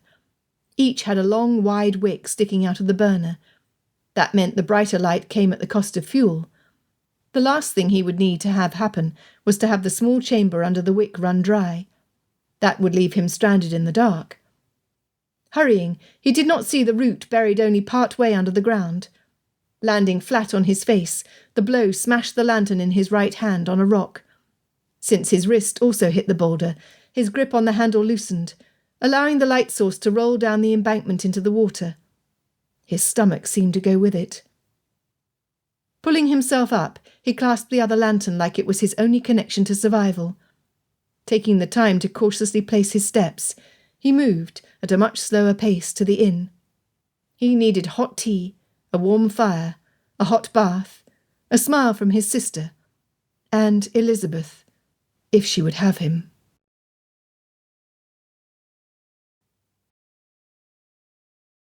Seven. Shadows crept over the deserted garden for a long time before they disappeared into darkness. Elizabeth rubbed her arms as she paced the pathway from the front door of the inn to the gate through which Jane had departed. She pulled her umbrella lower to keep herself as dry as possible. The rain was coming down hard. She would keep at her vigil until her sister was safely returned. As the minutes crept by, to keep her mind from imagining the worst for Jane, she considered the possible consequences of running into Mr. Darcy again. Elizabeth's first impressions of him had done neither of them any favours. She had believed he thought himself above the neighbourhood, especially her. Yet his offer of marriage proved her wrong. When it came to her condemnation of his damaging interference in the life of George Wickham, she had been completely amiss. Additionally, the explanation he offered in his letter for separating Jane from Mr. Bingley had been reasonable, according to his outlook. Considering Mr. Bingley's response to learning Jane was missing, Elizabeth could only be grateful to Mr. Darcy. To have Jane married to a man who would not protect her infuriated Elizabeth. In this, Mr. Darcy had done the Bennet family a service. She plucked a leaf from one of the shrubs. Crumpling it in her palm, Elizabeth thought back on the last 2 times she had seen Mr. Darcy face to face. He had been terribly angry at her refusal of his proposal. She had been equally outraged with his offer. Ugh! She wanted to stomp her foot in remembrance. Then an image flashed in her mind. Like a portrait done in a gallery, each small detail peeled back a layer of his character. When Mr. Darcy had appeared the next morning, with his letter in his hand, his dark eyes were sorrowful. Smudges under his bottom lashes stood out from the red flush of his cheeks. It was a highly disturbed man who had approached her, one who teetered under a load of guilt and ire. Before she read the letter, she was self-righteous. She understood it clearly now.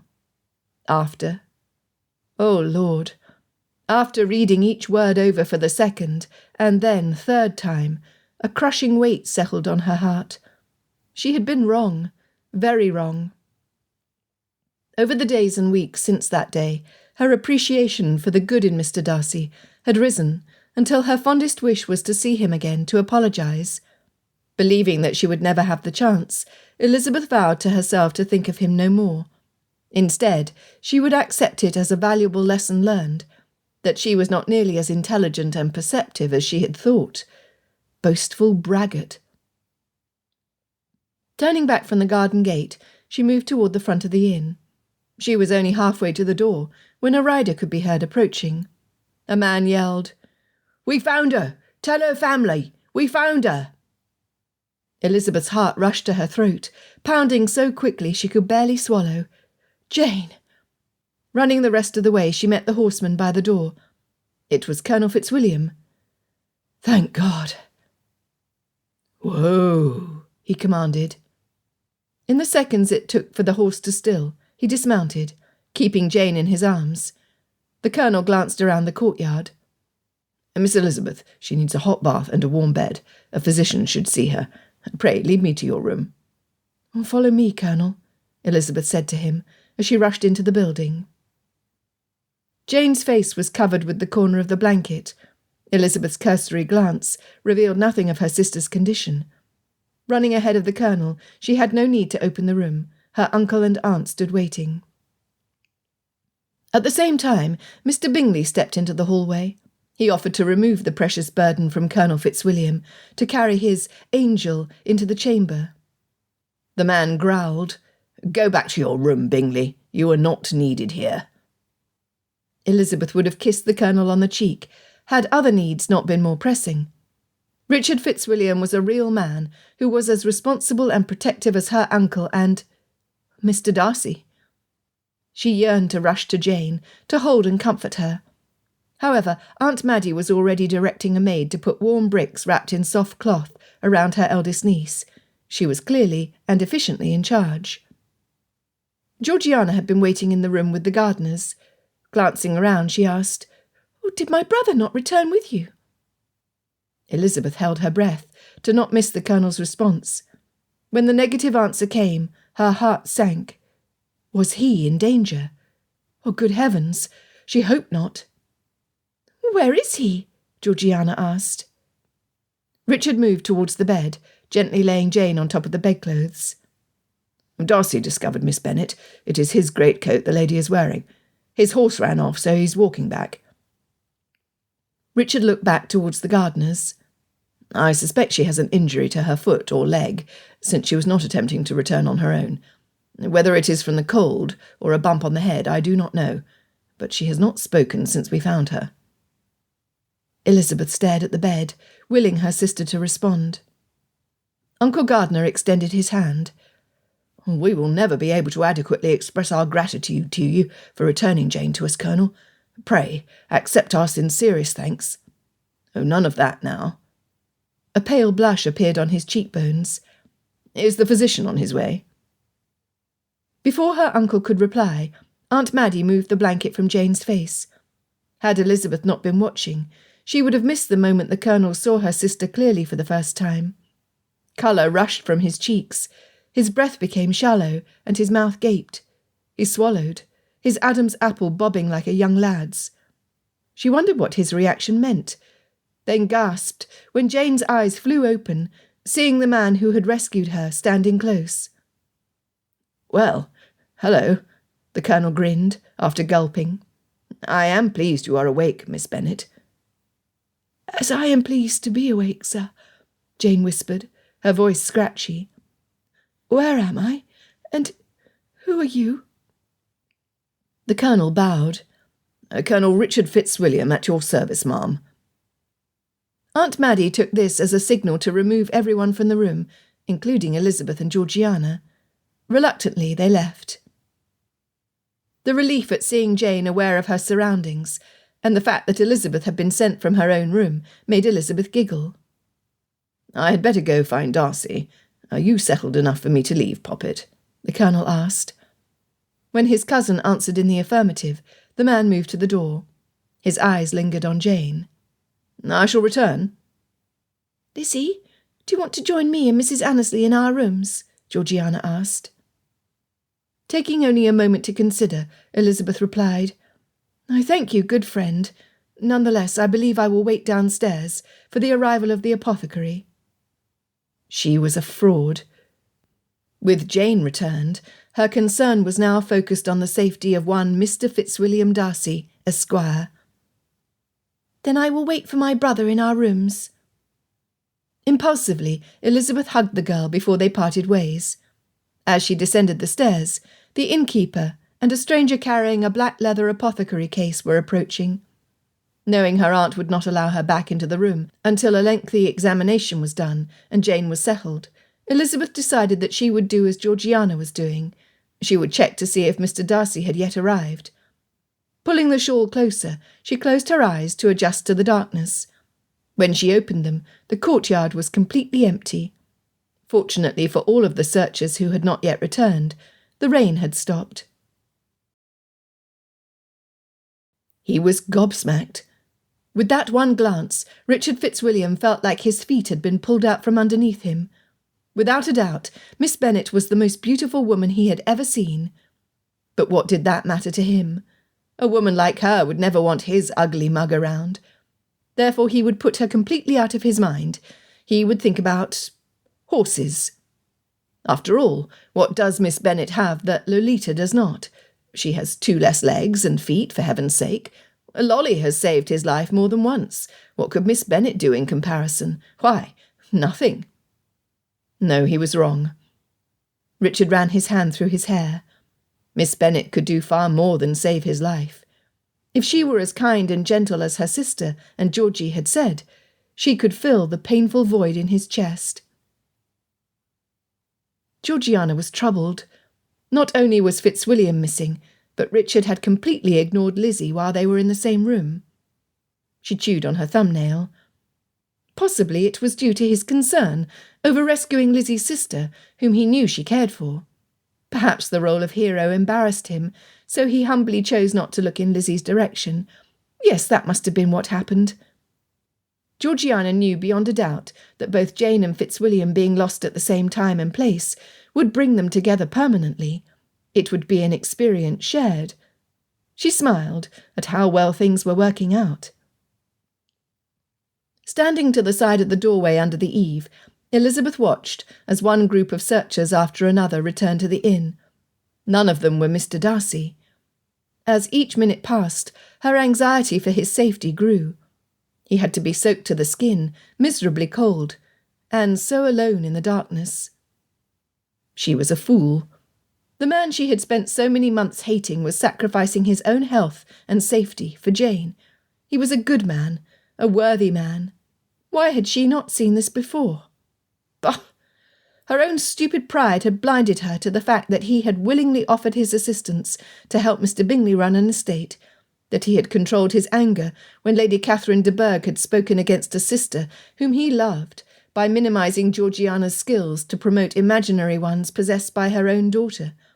Several times the Colonel had promoted Mr. Darcy to her as a fine gentleman, who generously came to the aid of others, even providing specific examples for her consideration. She had heard and seen none of it. Stupid, stupid girl. Her determination to make things right with Mr. Darcy fuelled a desire to see him, until her feet carried her toward the garden gate. She would offer her most sincere apology as soon as he appeared before her. It was the least she could do. As she marched down the pathways between the planters, the heady scent of roses filled the dampness, reminding her that it was still July. Her uncle had arranged for a hot meal and ale for each man who had joined the search. The noise pouring through the windows from the large gathering was almost deafening. Breathing deeply, Elizabeth fretted over Mr. Darcy. Was he making his way safely back, or had he fallen and injured himself in the dark? Was he even now laying somewhere exposed to the elements, suffering, struggling to survive? When the handle to the gate turned, she clasped her hands to her throat where her heart pounded so hard that she could feel the rhythm through her gloves. Cold metal rasped against wood and stone. She gasped. Standing as still as a statue, she held her breath and waited to see if it was one of the searchers finally returned, or if it was him.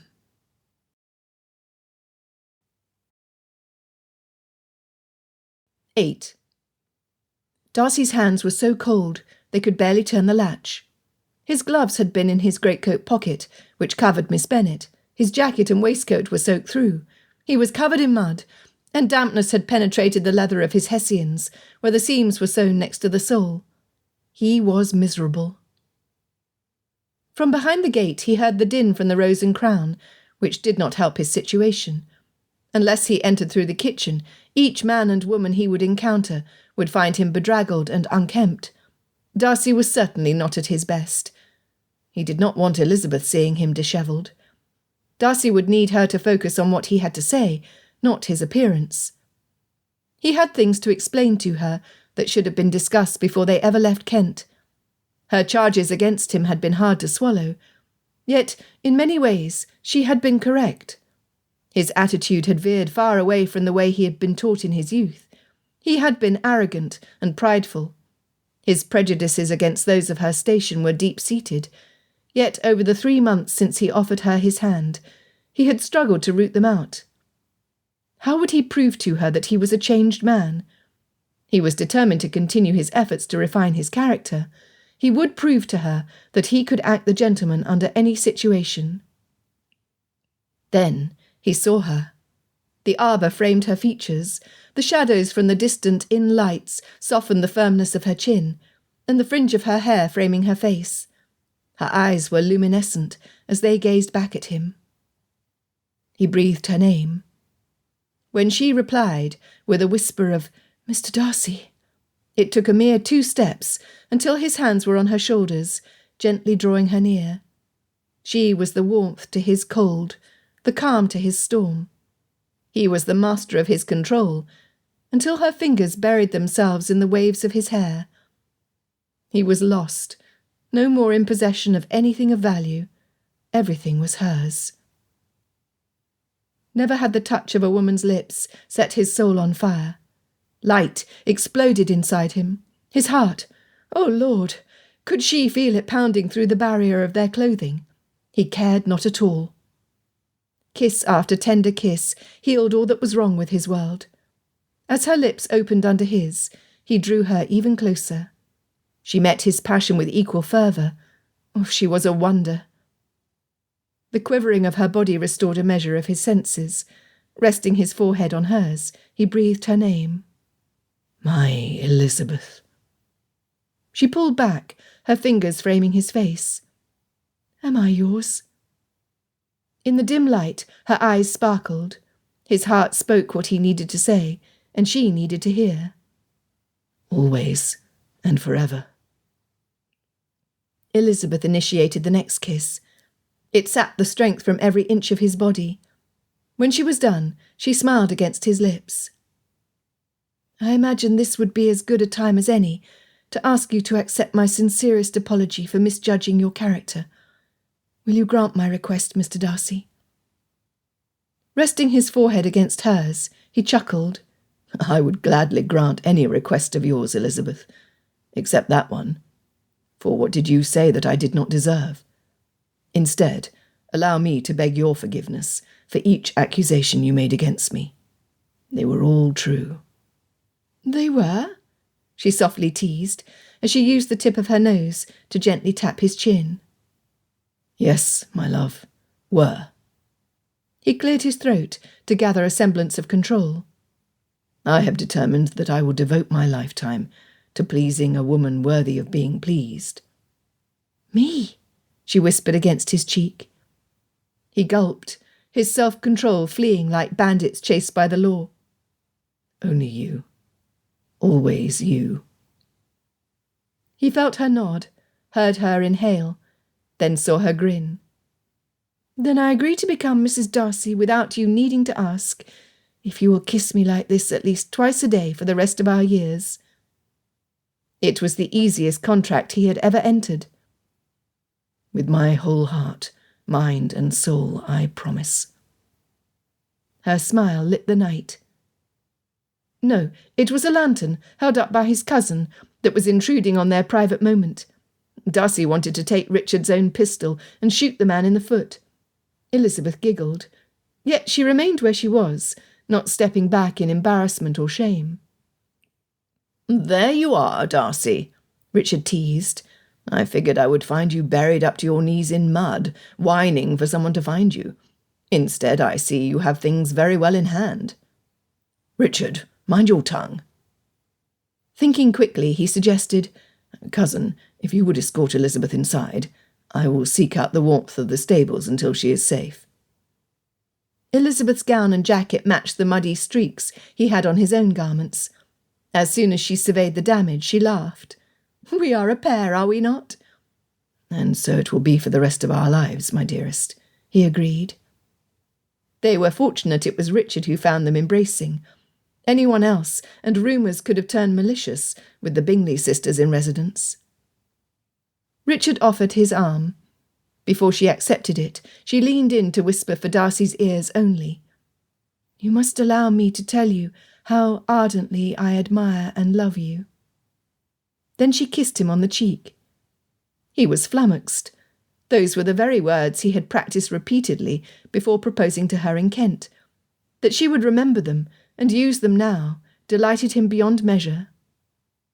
"I loved you first," was the only thing that came to mind. She chuckled. "That you did. But let it be known here and now that being the first is of little consequence. It is knowing I will be your last love that matters most to me." He could not keep the grin from his face. There was simply not another woman on the planet quite like Elizabeth. She would be his wife, finally. Like the queen she was, she took his cousin's arm and walked away, not once looking back, until they arrived at the door. With a quick wave of her fingers, and a smile just for him, she entered the inn. God in heaven! But he was happy. He wanted to shout his joy to the moon. She loved him. Elizabeth Bennet loved him, Fitzwilliam Darcy. As he stood in the shadows, violently shivering from the cold, he marvelled at all that had happened that day. He was wet and muddy, definitely not at his best. But this was bliss. This was contentment. This was love. Euphoria felt wonderful, Elizabeth decided. She and Fitzwilliam still had much to clarify from past mistakes with each other, but the task would be made easier, knowing she was loved. She was giddy. Mr. Darcy, her Fitzwilliam, loved her still. Rushing up to her room, she had to chuckle at the reaction of the crowd below when she appeared at Colonel Fitzwilliam's side. "You better hang on to her, Colonel, or she'll be falling into the mud again." "That must have been a nasty fall, little lady. You better take care walking outside in the dark." "Mud from her neck to her toes. Must have been quite a tumble she took." Elizabeth merely smiled, allowing the strangers to believe their opinions. The truth was private, something she would hold inside her forever. The Colonel had witnessed their breach of propriety, yet she could not see him spreading rumours at his cousin's expense, or hers. When they approached the door leading to the room she shared with Jane, he cleared his throat loudly. Elizabeth stopped and faced him. "Colonel, if you have something to say about what you saw in the garden, I would hope you would take your concerns up with your cousin. I feel no shame for my conduct or his." "Oh, not at all," he quickly reassured her. "I am happy for my cousin. Without you, he would be an old grouch for the rest of his life. You are saving those of us who love him from the effort of making him smile. With you, it will come as easy to him as taking in the next breath. I am truly pleased for the both of you. I wish you joy." His tone was sincere, as was his expression. Yet his face was lined with concern. "Then how might I be of assistance?" Elizabeth asked. He sputtered, he mumbled, he looked everywhere but at her. After their weeks in Kent, Darcy had confessed that it was Miss Bennet whom he had unfairly separated from Charles Bingley. What was Darcy thinking? The lady was an angel. Finally he blurted, Well, is your sister still attached to Bingley? I mean, if I were a lady, I imagine his amiability would be pleasing, and he is a fine figure of a man, although a bit shorter than me. He has the means to provide a fine home worthy of a woman like Miss Bennet. I am just saying, As soon as Elizabeth touched his arm, the rambling came to a stop. "Sir, I will only speak to you of what I know. I will not make conjectures when it comes to my sister. That would not be fair to her or to you." She paused. "Mr. Bingley is all that you claim him to be. However, he comes with 2 sisters who appear to rule his roost. Jane and I come from a home where the man does not take the lead. Instead, my father, whom I love dearly, mind you, allows my mother's badgering to make decisions for him. This is done in the pursuit of peace." "I see." "Do you?" she asked. "I tell you this because this lack of balance in our family has been a constant plague to Jane and me. The turmoil and insecurity that it creates is intolerable. We determined from a young age never to marry a man whom we could not trust to care for us above all else, a man who offers his heart, along with protection and constancy, as a treasure." Jane was forced to face the fact that Mr. Bingley was being easily led by his sisters. Where there is no respect, there can be no true love. "I see," the Colonel said. His interest in Jane was highly pleasing. "Colonel, I am in love with your cousin because he listens to me, truly listens. I have no doubt that we will have our battles, but his love and devotion is not selfish. Neither is mine. He will not put his needs and comforts ahead of mine. I know this because he heard my complaints and addressed them, despite his own emotions being highly charged. I trust him." She tapped his arm to make sure she had his full attention. "If you were that sort of man, let Jane see those qualities in you." He clasped her hand in his, carried it to his mouth, and dropped a sweet kiss on the back. "I thank you, Miss Elizabeth. I will do exactly as you suggest." A door opened down the hallway. It was Georgiana, with a big smile on her face. "I could see Fitzwilliam standing by the bonfire close to the stables. He looks safe and well.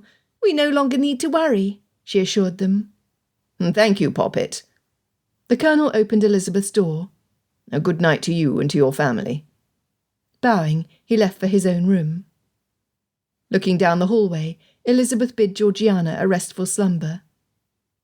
Georgiana squealed before stepping back into her chamber and closing her door. Her love for her brother and pleasure in his happiness would increase the peace they would have in their home. Elizabeth eagerly anticipated having her for a sister. Smiling at how everything in her world seemed to be properly aligned, Elizabeth went to clean herself up, check on Jane, and have sweet dreams throughout the night. Georgiana was beside herself with excitement. Richard kissed Elizabeth's hand. Oh, my goodness! Half of her plans were coming to fruition. If only she could get Fitzwilliam and Jane together. Well, at the rate she was going with her matchmaking, by the next day both couples would be engaged to marry. Pumping her fists into the air, she danced around the room. Her first time as a matchmaker, and she was a success.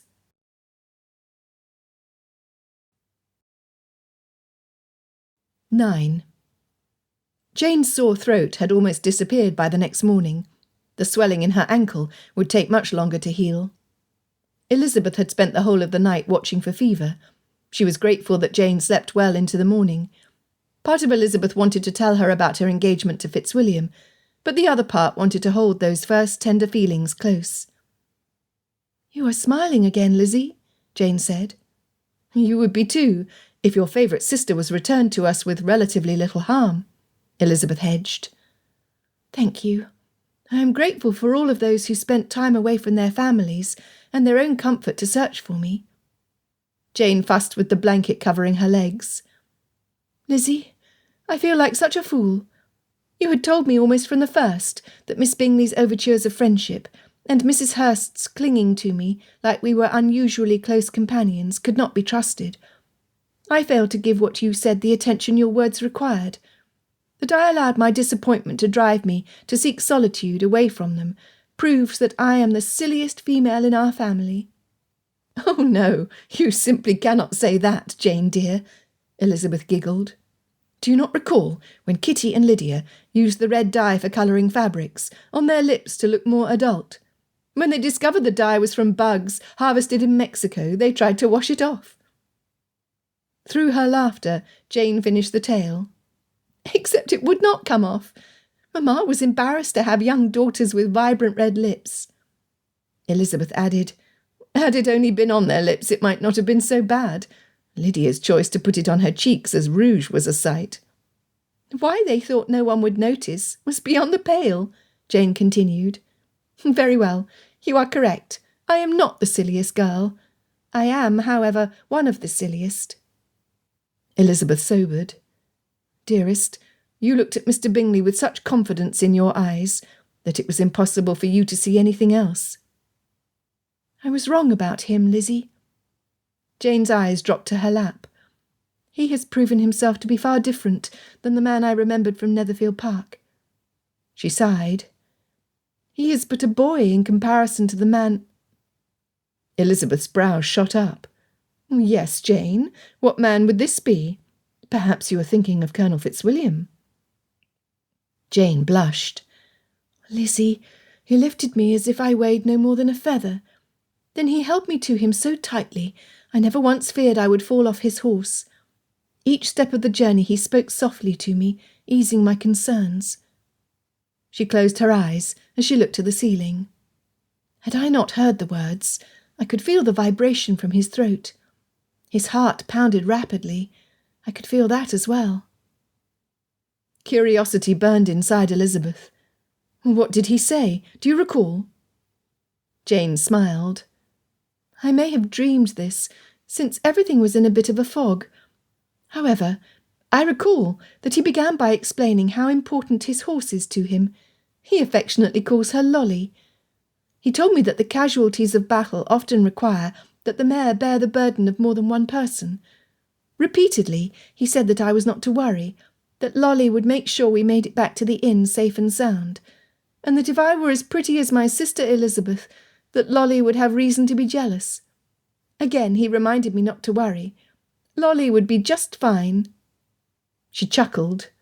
At times I did not know if he was speaking to himself, the horse, or to me. That sounds exactly like what I know of him, Elizabeth laughed. Jane wiped away her tears of mirth to look directly at her. Oh, do tell me what you know about him, Lizzie. Leave nothing out. I want to know all of it, the good, the bad, and any ugly that might exist in him. Elizabeth sat back in the chair placed beside the bed. Georgie loves him, Jane. Mr. Darcy admires him. Elizabeth chose her words carefully. As the second son of an earl, he is comfortable in society. As a military commander, he does for himself what others in his position typically assign to those of lower rank. He is pleasant company, and very much a gentleman. Oh.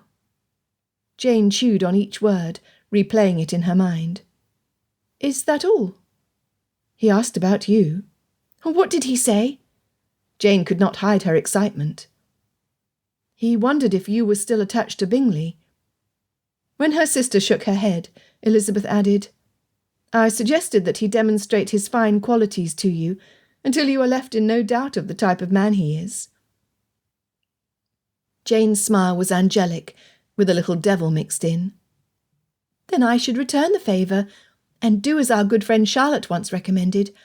I will make the most of every minute in which I command his attention. I will seize any opportunity to encourage him and help him on. Elizabeth picked up a pillow and tossed it towards her sister. Who are you, and what have you done with my Jane? Again Jane sobered.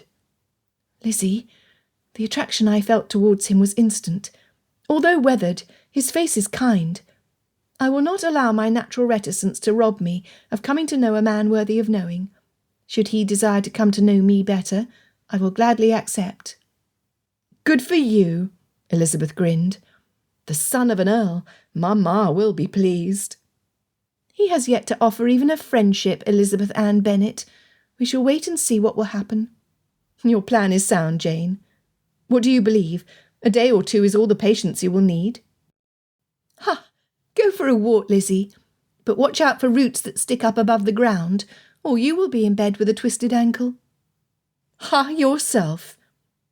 Deciding Jane had the best idea, Elizabeth gathered warm garments, then looked out the window. It was a lovely summer day with not a cloud in sight. Perhaps she would be joined by Fitzwilliam in the garden.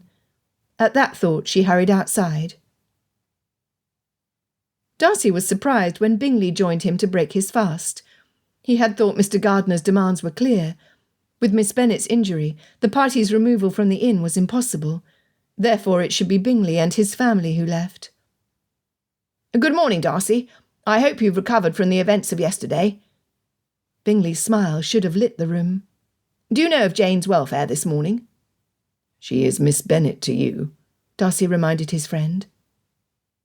Bingley's cheeks turned red at his breach. Darcy truly felt for the man. It was obvious that his heart remained attached to Elizabeth's sister. Nevertheless, his misplaced loyalties to his sisters had rendered him less than honourable. The peace that had pooled around him as he enjoyed his coffee and private thoughts of Elizabeth vanished. Keeping the irritation from his voice, he asked, Are you back to London today? Bingley looked confused. London? Is that where you are bound? I have no pressing business there. Of course, if your plans have changed, and you will not be travelling to Derbyshire once your carriage is repaired, then know that we will follow you wherever you go." And there was the crux of Bingley's problem. He was born to follow. His father had been a dynamic man who had ruled over his business with a single-mindedness that kept him away from his family. His ambition to see his children better settled had pushed them into situations where he was not able to properly guide them.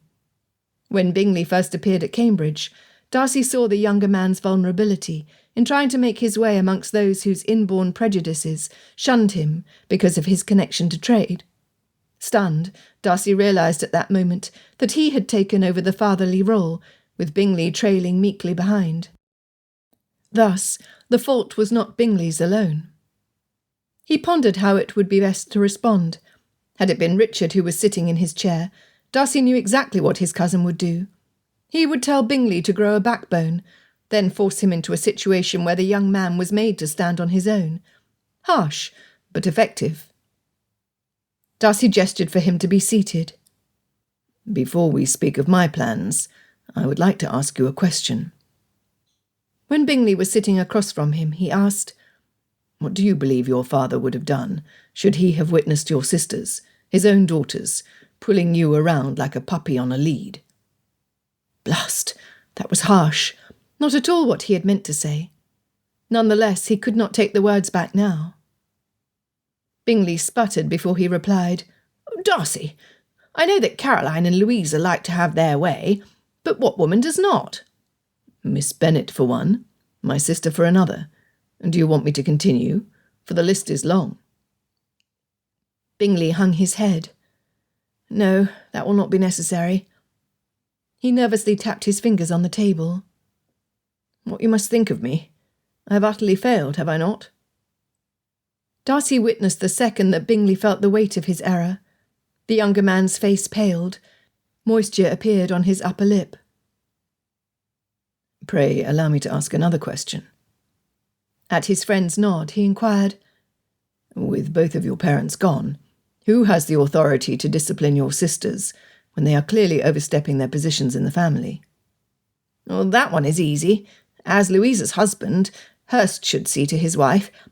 I guess that the responsibility would fall upon my shoulders for Caroline." "You would be correct." Darcy paused, then added, "How do you think you are doing with that task?" The response was dead silence, as Bingley finally looked directly at him. Darcy hated being in this situation. He felt old. He cherished the friendship Bingley had offered him during the years after the loss of their fathers. Inhaling deeply, he considered his words carefully before speaking. "As you think about your answer, please imagine what Netherfield Park would have been like if you had married Miss Bennet. Would you have had peace and tranquillity with your sisters there? Would you have enjoyed the privacy needed by every newly wedded couple as they come to know each other better? Would you have put down roots so your small family could grow in an environment where they would have felt secure? Or would Miss Bingley have insisted you pack everyone up and move back to London, or somewhere else, on a whim? Would she have left your wife alone to decorate and manage the house to her desire? Or would your sister have insisted upon her own way?" Bingley dropped his face into his palms, his elbows resting on the tabletop. "I am undeserving of such a fine woman." Darcy loathed pressing the point, but it was necessary. "Charles, let us step away from your family and consider the difference some firm direction would make in Miss Bennet's youngest sisters. Instead of their parents guiding them and offering strict counsel when needed, they are left on the loose to do as they might. Their immaturity simply cannot handle that freedom well. Even their older sisters recognise that the conduct of Miss Kitty and Miss Lydia is often inappropriate, which is a source of embarrassment to them both." Darcy took a sip of his coffee before he concluded his argument. "Would it be appropriate to expect Miss Bennet and Miss Elizabeth to step in and take over the training of the girls? No, it would not. It would be an unfair burden. Nevertheless, with the parents not acting properly, they still are burdened by the unseemly conduct of the two youngest, which reflects poorly upon their own good names." Bingley nodded his agreement. I had not thought of this in its entirety. I was aware that both Miss Bennet and Miss Elizabeth often attempted to correct the behaviour of their sisters, although they were often met with bold resistance. It is commendable that you notice, Charles. Mr. Bennet not taking action appropriate to his position as head of his household is a conscious decision he has made. He has willingly abdicated his authority. Doing this always leads to chaos. Always. In every action there is a reaction. As the most established gentry in the neighbourhood, he should be respected for being a proper landowner, a good husband, and a loving but firm father. Is he? Bingley shook his head. No, he's not. Instead, he is viewed as rather mean for the sarcastic manner in which he addresses his wife, and the fun he pokes at the expense of his daughters, including the eldest two. You are correct, Bingley. Should you continue the course you are on, you will lose the respect of your peers. You will never be a good husband to a worthy woman, nor will you be truly content. Pride in being a responsible landowner, caring well for those under your authority, feels good to a man. Making the tough decisions, doing what needs to be done, not solely what you want to do, allows a man to sleep better at night. The deep respect that a loving wife has for a worthy mate will motivate a good man to look for ways he can take the lead in a fine way. A responsible man can hold his head up under any situation. Bingley gave a quick nod, his tortured eyes dropping back to the table. My father would have been ashamed of me. I know that now. He would have wondered why his boy had not grown into a man. Darcy swallowed before pressing on. The air needed to be cleared before they could move forward. You are now aware that I assisted both of your sisters to separate you from Miss Bennet. Despite my being entirely in the wrong, my motive was in the service of a friend. Pray, accept my apology for my error in judgment that caused pain to you and to Miss Bennet. The consequence of my guilt for interfering in your personal business is that I may lose a valuable friend. My sentence, or penance, will be for you to decide. After a long pause, Bingley's eyes darted back up to Darcy's. I do not know what to say, Darcy. Your guidance has been invaluable to me, at least until Hertfordshire. Having my name connected to yours has opened doors in society that I never could have achieved on my own. Bingley rubbed his chin. My inclination is to place the blame for my loss of Miss Bennet as a wife squarely on your shoulders. However, the salient fact is that it was me who turned my back on her, and the property I had leased. The fact that I allowed Caroline to make my decisions has empowered her. I see that now. Standing, he slapped his hands on the tabletop. No more. You erred in your counsel, that is the truth. You also admitted your guilt, and offered to bear any costs, even of our friendship. Well, know this now, Darcy. I value your friendship even more than I did when I entered the room. You are correct in everything you have said. Do I think it will be easy to take my sisters under control? Not at all. But to me the more important issue is whether I can become a man worthy of someone like Miss Bennet. Right now, I am not. Therefore I will be returning to London this morning, as soon as the staff can pack us up and our carriage is ready for travel. He stuck out his hand. Thank you, my friend. I hope to see you at a later date, once my situation is settled, and my life under control. Darcy stood to accept the handshake. I wish you well. Pride filled him as Bingley's spine stiffened until he was standing tall by the time he exited the room. Darcy had no doubt that Bingley's sisters would be in fine tempers as soon as they heard the news. He would not want to be a mouse in the corner for that conversation. Finishing his coffee, he glanced up in time to see his Elizabeth heading to the garden. It was the perfect occasion for him to stop and smell the roses.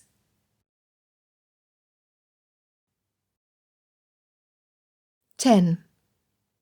From her window, Georgiana could see Fitzwilliam and Lizzie in animated conversation as they strolled the garden.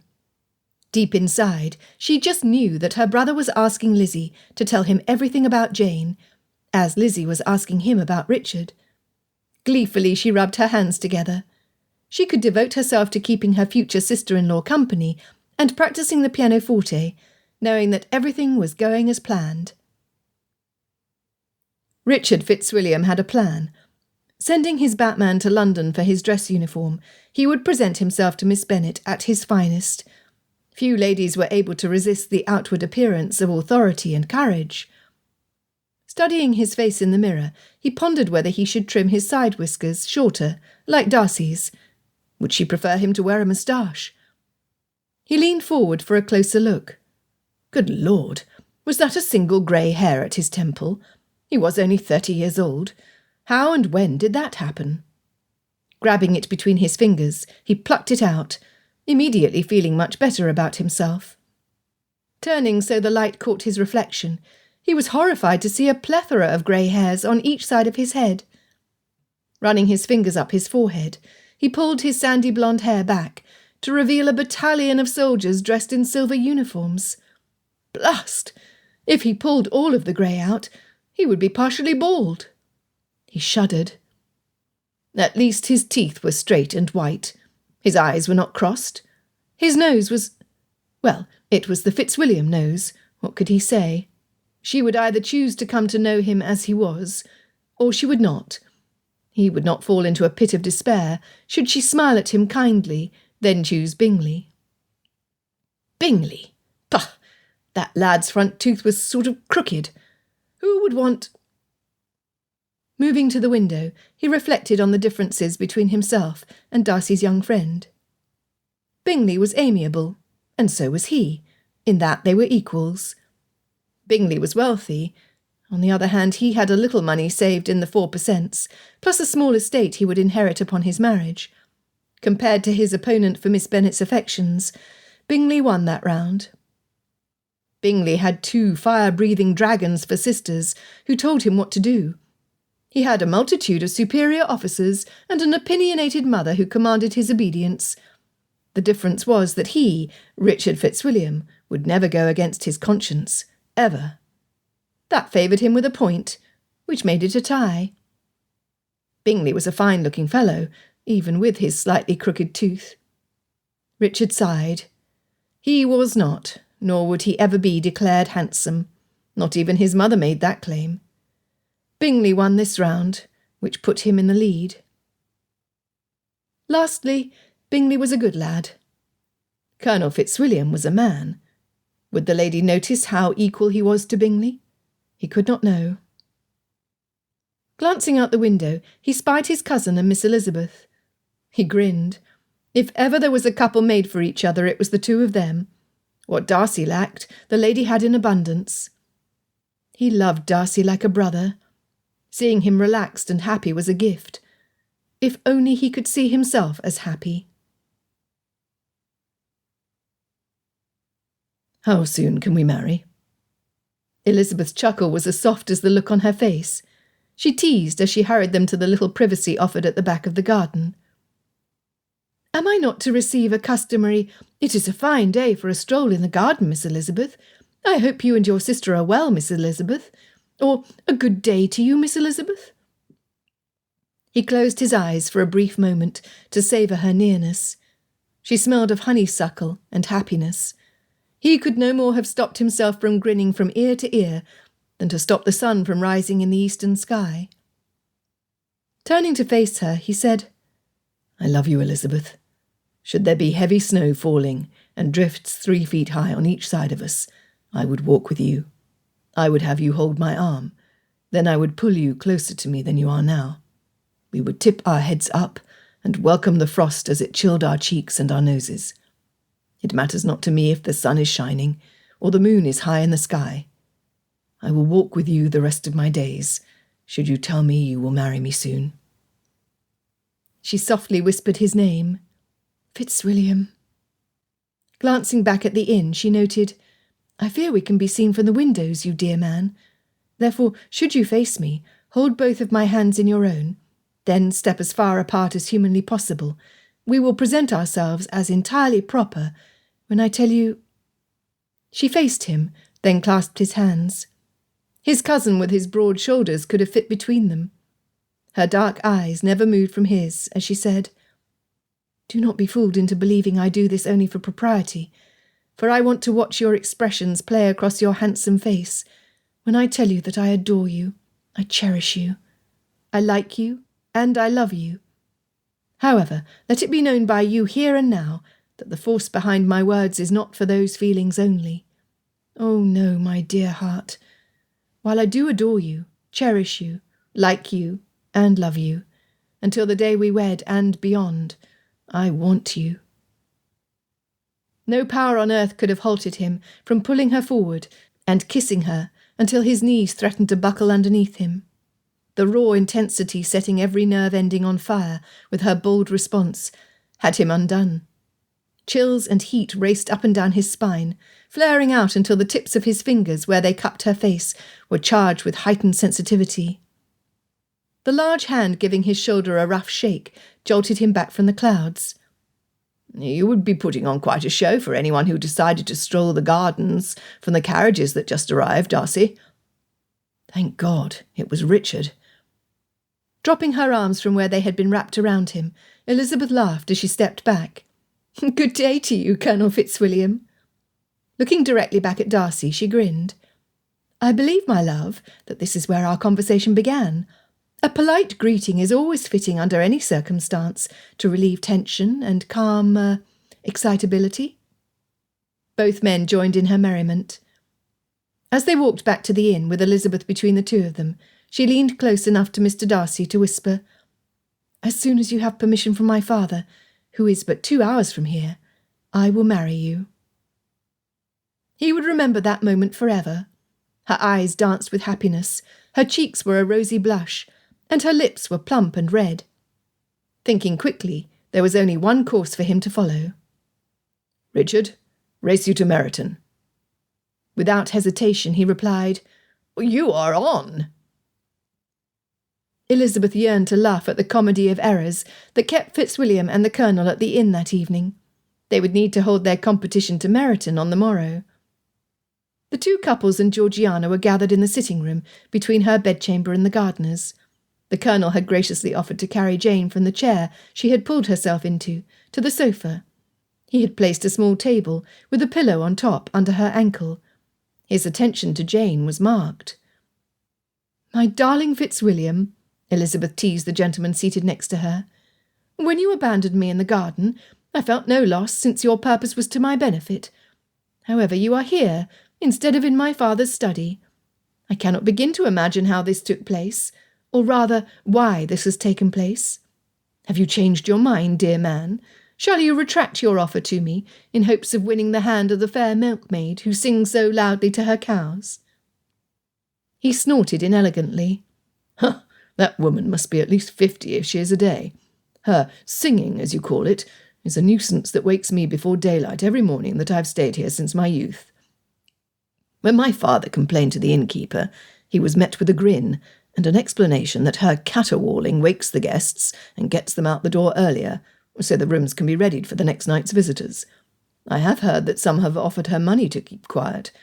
She is reputed to take their coin, place it in her pocket with sincere thanks, and continue her tune as soon as they are out of the barn. I cannot imagine that Pemberley would be a temptation, since her audience of my dairy herd have no funds to give.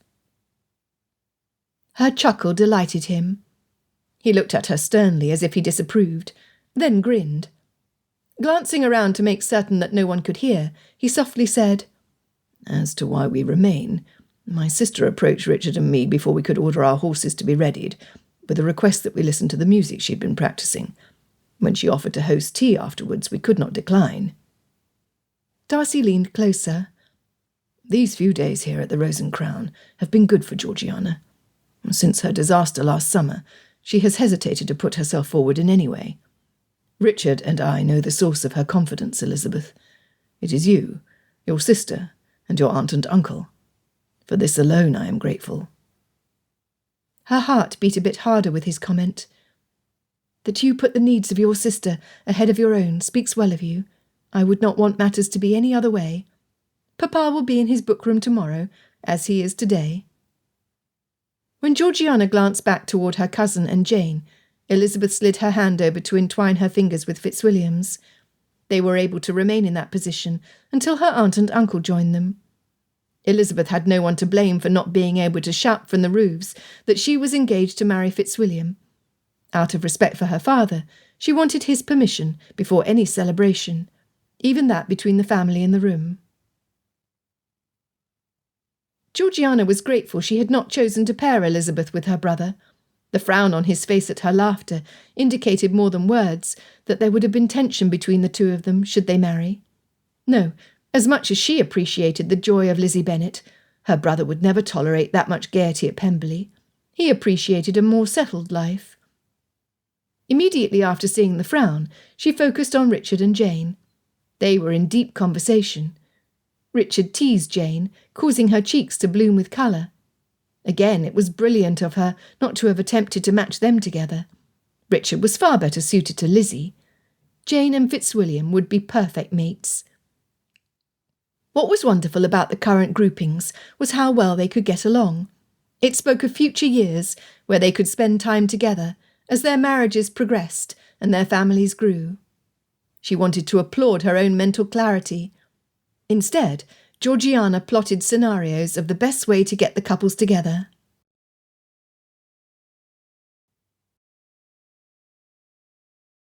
"11. Jane Bennet, you have not stopped blushing and smiling since a certain colonel and his cousins left the room." Elizabeth slid a pillow under her sister's ankle and adjusted the bedclothes more comfortably around her. "Oh, Lizzie, he is everything a gentleman ought to be." Her blue eyes had a soft glow about them. "When Georgie was not looking, he whispered to me that his intention is to ask Papa for permission to court me, if I am agreeable." She cupped her cheeks with her hands. "You would have been proud of me for not hesitating a second before I accepted. I still cannot believe I was so bold." Elizabeth chortled.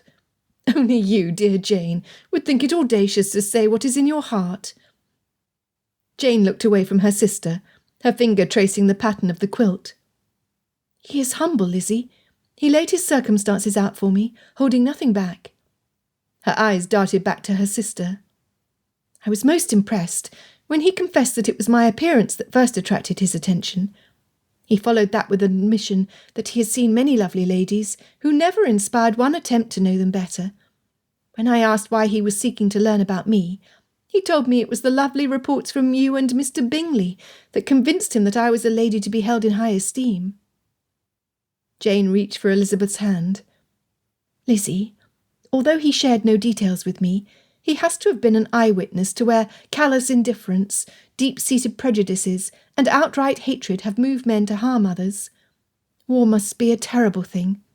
If we, with our limited society, have seen the fruitage of indifference in marriages, careless child-rearing, and shoddy business practices that have ruined whole families without an eyebrow lifted, then he has as well. He is drawn to what is good and kind. He said that he sees that in me." "As he should," Elizabeth inserted.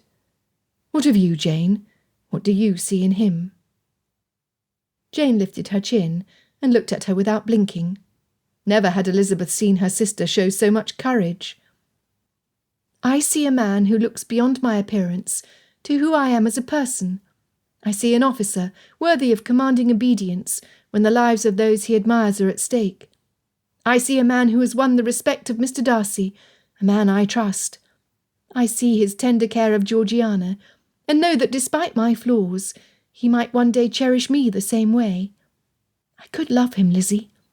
If I am not blinded by my own infatuation, I would desire to become his wife." Her face turned the colour of ripe beets. She quieted.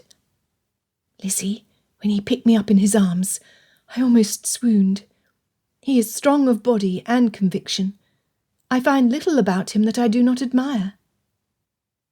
Before Elizabeth could reply, a soft knock heralded the arrival of their aunt. "My dear girls, what in the world have you done to those young men?" Aunt Maddie joined them at Jane's bedside.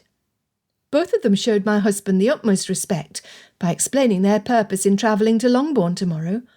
They then requested Edward's permission to marry you, in the case of Mr. Darcy, and court you in the case of Colonel Fitzwilliam." She giggled like a schoolgirl. You cannot begin to know what this means. I have been to Pemberley. It is the finest estate in all of England. Not even the Duke of Devonshire's property can compare. And the Earl and his wife, Lord and Lady Matlock, are one of the highest-ranking couples of society.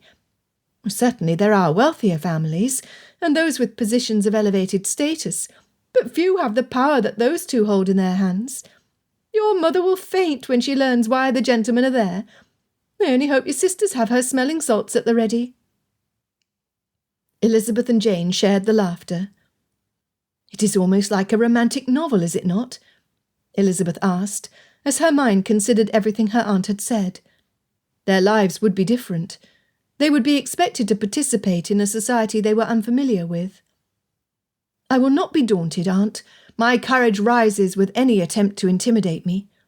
As for Jane, she will only need to borrow the Colonel's sword to swing in a wide enough arch that no one could possibly get close enough to scare her. No, you need not worry about us, Aunt Maddie. I could never wield a sword. Jane paled at the thought. When colour flooded her cheek, she confessed, unless someone like Caroline Bingley attempted to garner the attention of the Colonel the same way she has done to poor Mr. Darcy, I would brandish his sword so quickly her head would roll.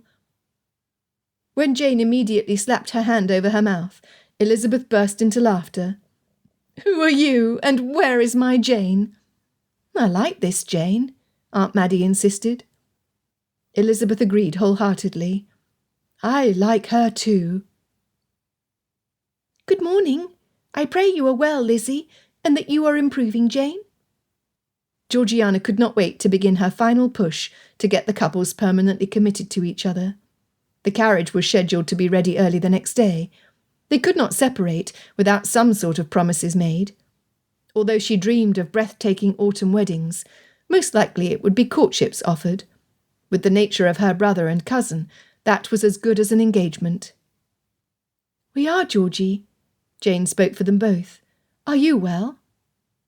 She was a mixture of eager anticipation and frustration. Where she could not speak of the first, she could of the latter. I am sorry to report that Fitzwilliam and Richard left the inn at daybreak, according to the message they left with my maid.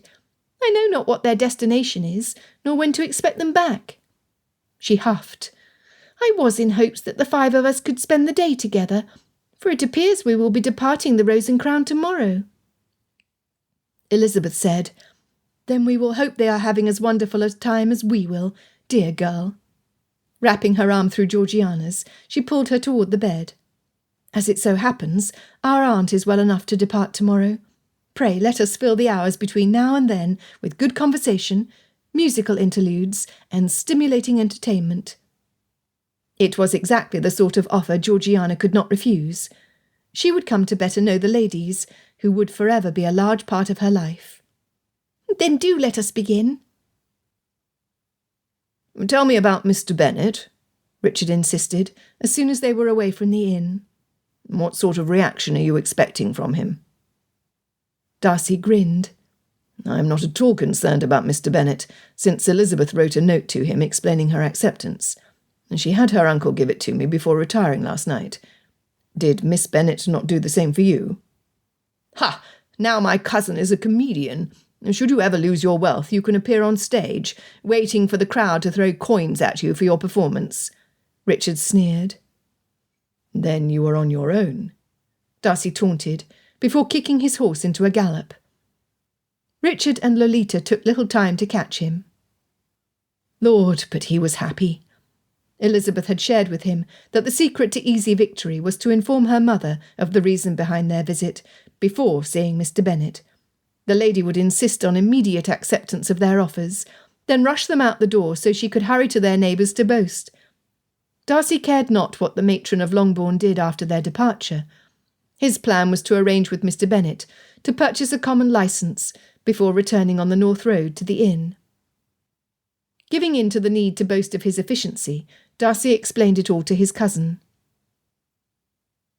I wish to do the same. I believe a fortnight is long enough to know whether we have a chance at happiness. Do you not agree? There is no sense in waiting to obtain a licence. Should the lady not have me, we can let it expire. They are good for 15 days, I believe. I understand you to be correct, Darcy replied. "Of course, if Miss Bennet decides against me, I plan to sell my commission and camp on her doorstep until she agrees to meet me at the altar." "If that does not work, what then?" Darcy teased. "Well, then I toss her over my shoulder and ride to Gretna Green without stopping." Richard grinned. "You know, Darcy, she gives the appearance of being a sedate lady, but she has fire in her that will either warm me or burn me. Either way, I cannot wait to get close to the flames." Darcy understood. His Elizabeth sparked energy within him like he suspected it would be if he were able to draw closer to the sun. He craved her heat.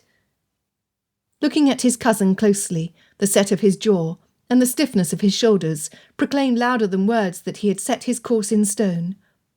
Accepting that Richard knew what he was about, Darcy tightened his fist on the reins. When he saw Lolly prance to the side, he knew what would happen. Richard was as desirous as he to learn whether their prospects would be satisfied. Sure enough, in a hair's breadth of time, Lolita burst into action, Darcy's horse instantly following behind. The race to their future was on. As they handed their weary horses to the grooms of the Rose and Crown, Darcy saw Elizabeth depart the front of the inn for the garden. He was dishevelled and covered with dust, but his soul longed for his future mate. Handing a waiting footman his greatcoat and hat, Darcy stomped to rid his boots of as much dirt as possible.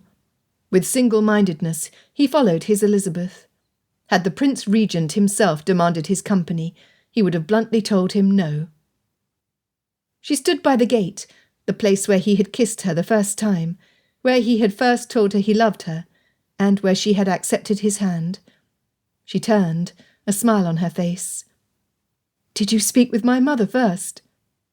At his nod, she ran to him, throwing herself into his arms. "I knew it!" She initiated a kiss that threatened to set his hair on fire. A direct strike by lightning could not have been more of a jolt. When the need for air necessitated that they part, for at least a breath, she added, "She refused the common licence, did she not?" His brain was still spinning. "How did you know?" Her fingers tapped the side of his face. He could not help himself from pressing them to his lips. "Mamma would want a wedding to top all others in the Shire. To produce the spectacle that it would take to satisfy her will take months. Did she give you a date and time?" He grinned. "Elizabeth, soon to be Darcy. One day you will know me as well as you do your parents." Kissing her cheek, he clarified, "Yes, your mother gave your father no opportunity to question us or deny us. She then told the both of us that she would not tolerate anyone, even the son or grandson of an earl, to rob her of her due as mother of the brides. Lastly, she insisted that autumn before the harvest is complete would be the perfect season for a celebration. As it happened, by the time we received your father's blessing, the 14th of October had been circled on your father's calendar. She commanded Richard and I to appear at Longbourn Chapel with our friends and family no later than 10:30 in the morning, so our marriages could commence at 11. As an aside, she speculated that now that Bingley is available, he might want to turn his attention to Mary." Elizabeth laughed merrily. "I accept every word as truth, Fitzwilliam. It is exactly as I anticipated." He pulled her to him, holding her against his chest.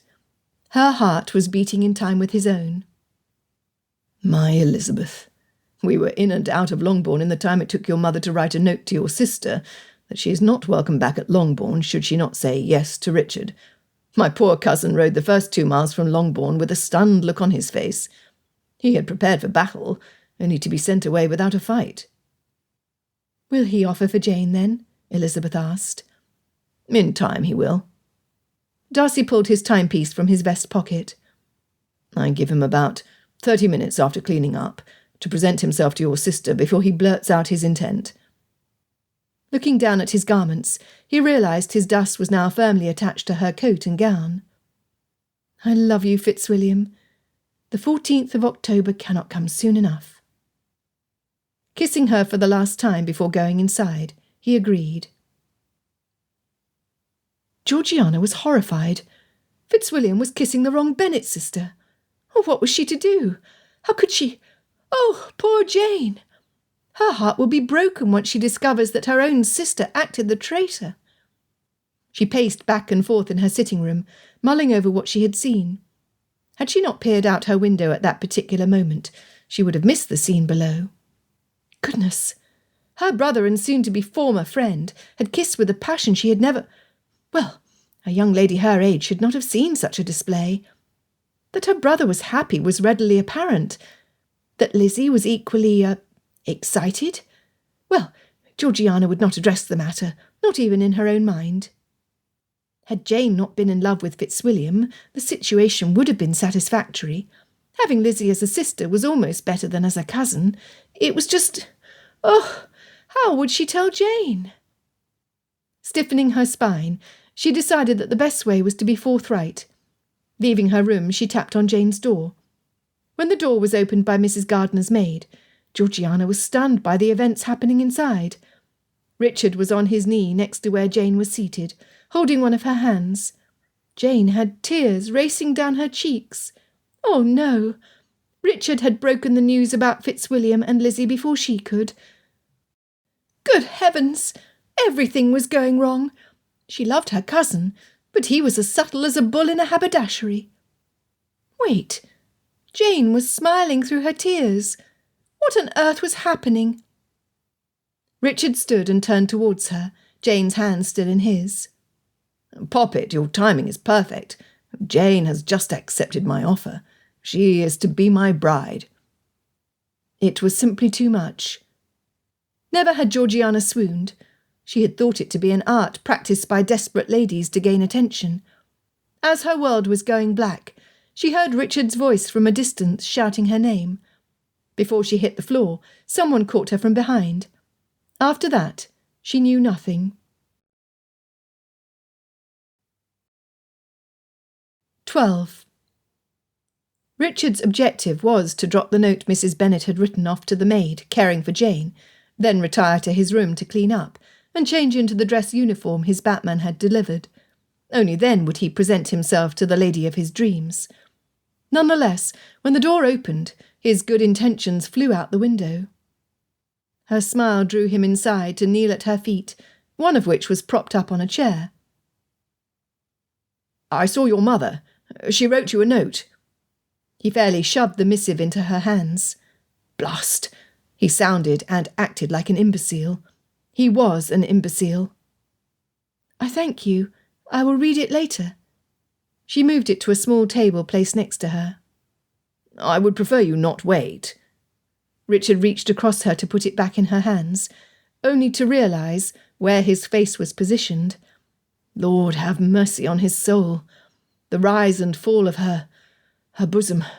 Good God, he hoped he was not drooling. Someone behind him cleared her throat. He looked back to see Mrs. Gardiner watching his every move like a hawk tracked a rabbit. Backing away, he remembered the manners he had been taught since infancy. Pray, read your note, Miss Bennet, I beg you. Although he had not read the message, he had been informed by Mrs. Bennet of the contents, as she forced him and Darcy out the door. Jane took her time breaking the seal. His fingers itched to rip the paper from her and open the blasted— No, he was a colonel in the King's army. He knew the value of waiting for the opportune time to strike.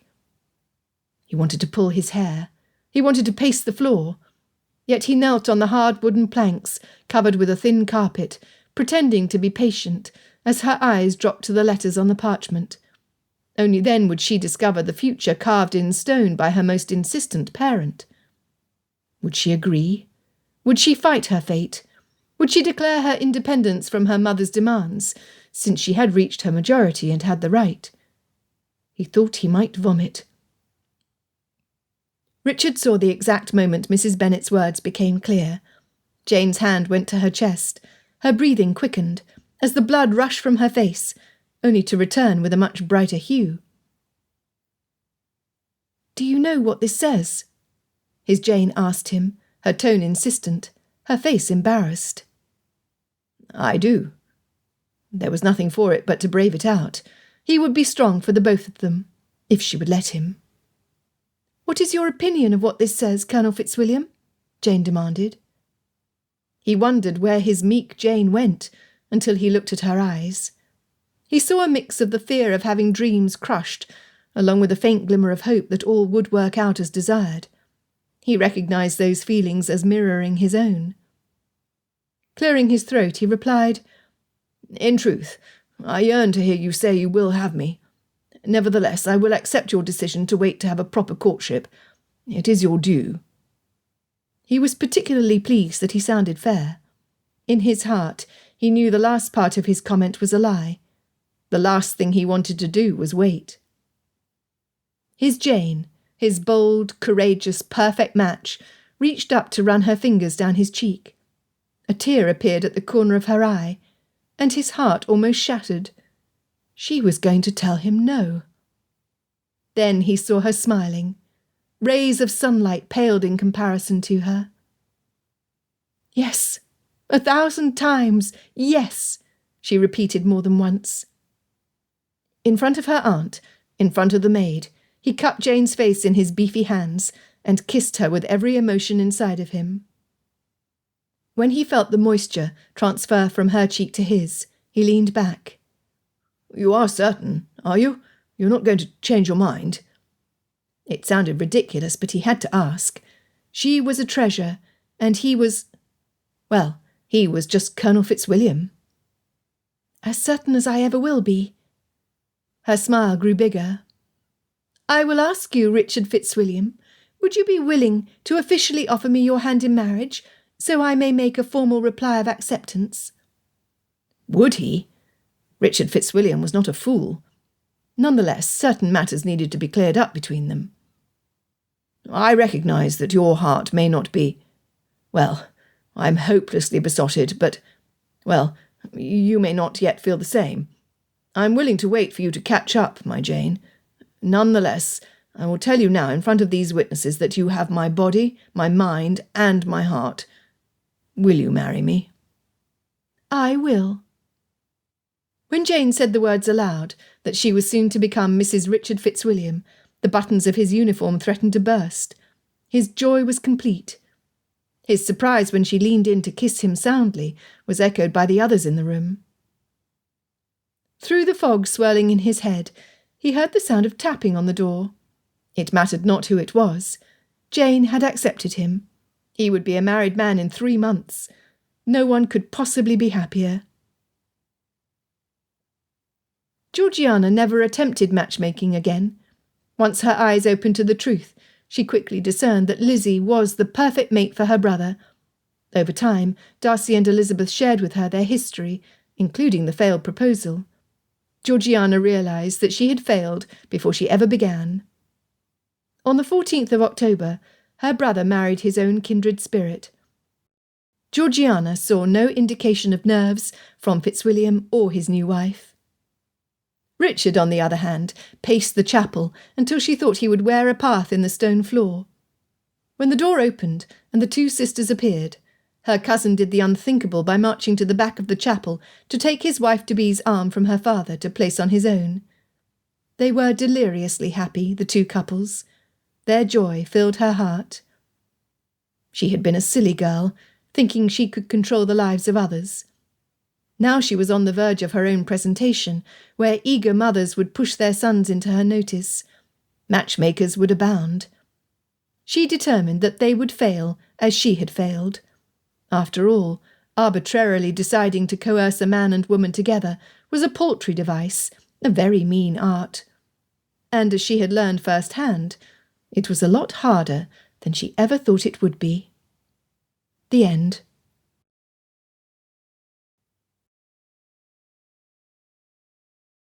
This has been The Matchmaker, a Pride and Prejudice novella, written by Christy Capps, J. Dawn King, narrated by Stevie Zimmerman. Copyright 2021 by Quiet Mountain Press. Production copyright by Quiet Mountain Press, LLC.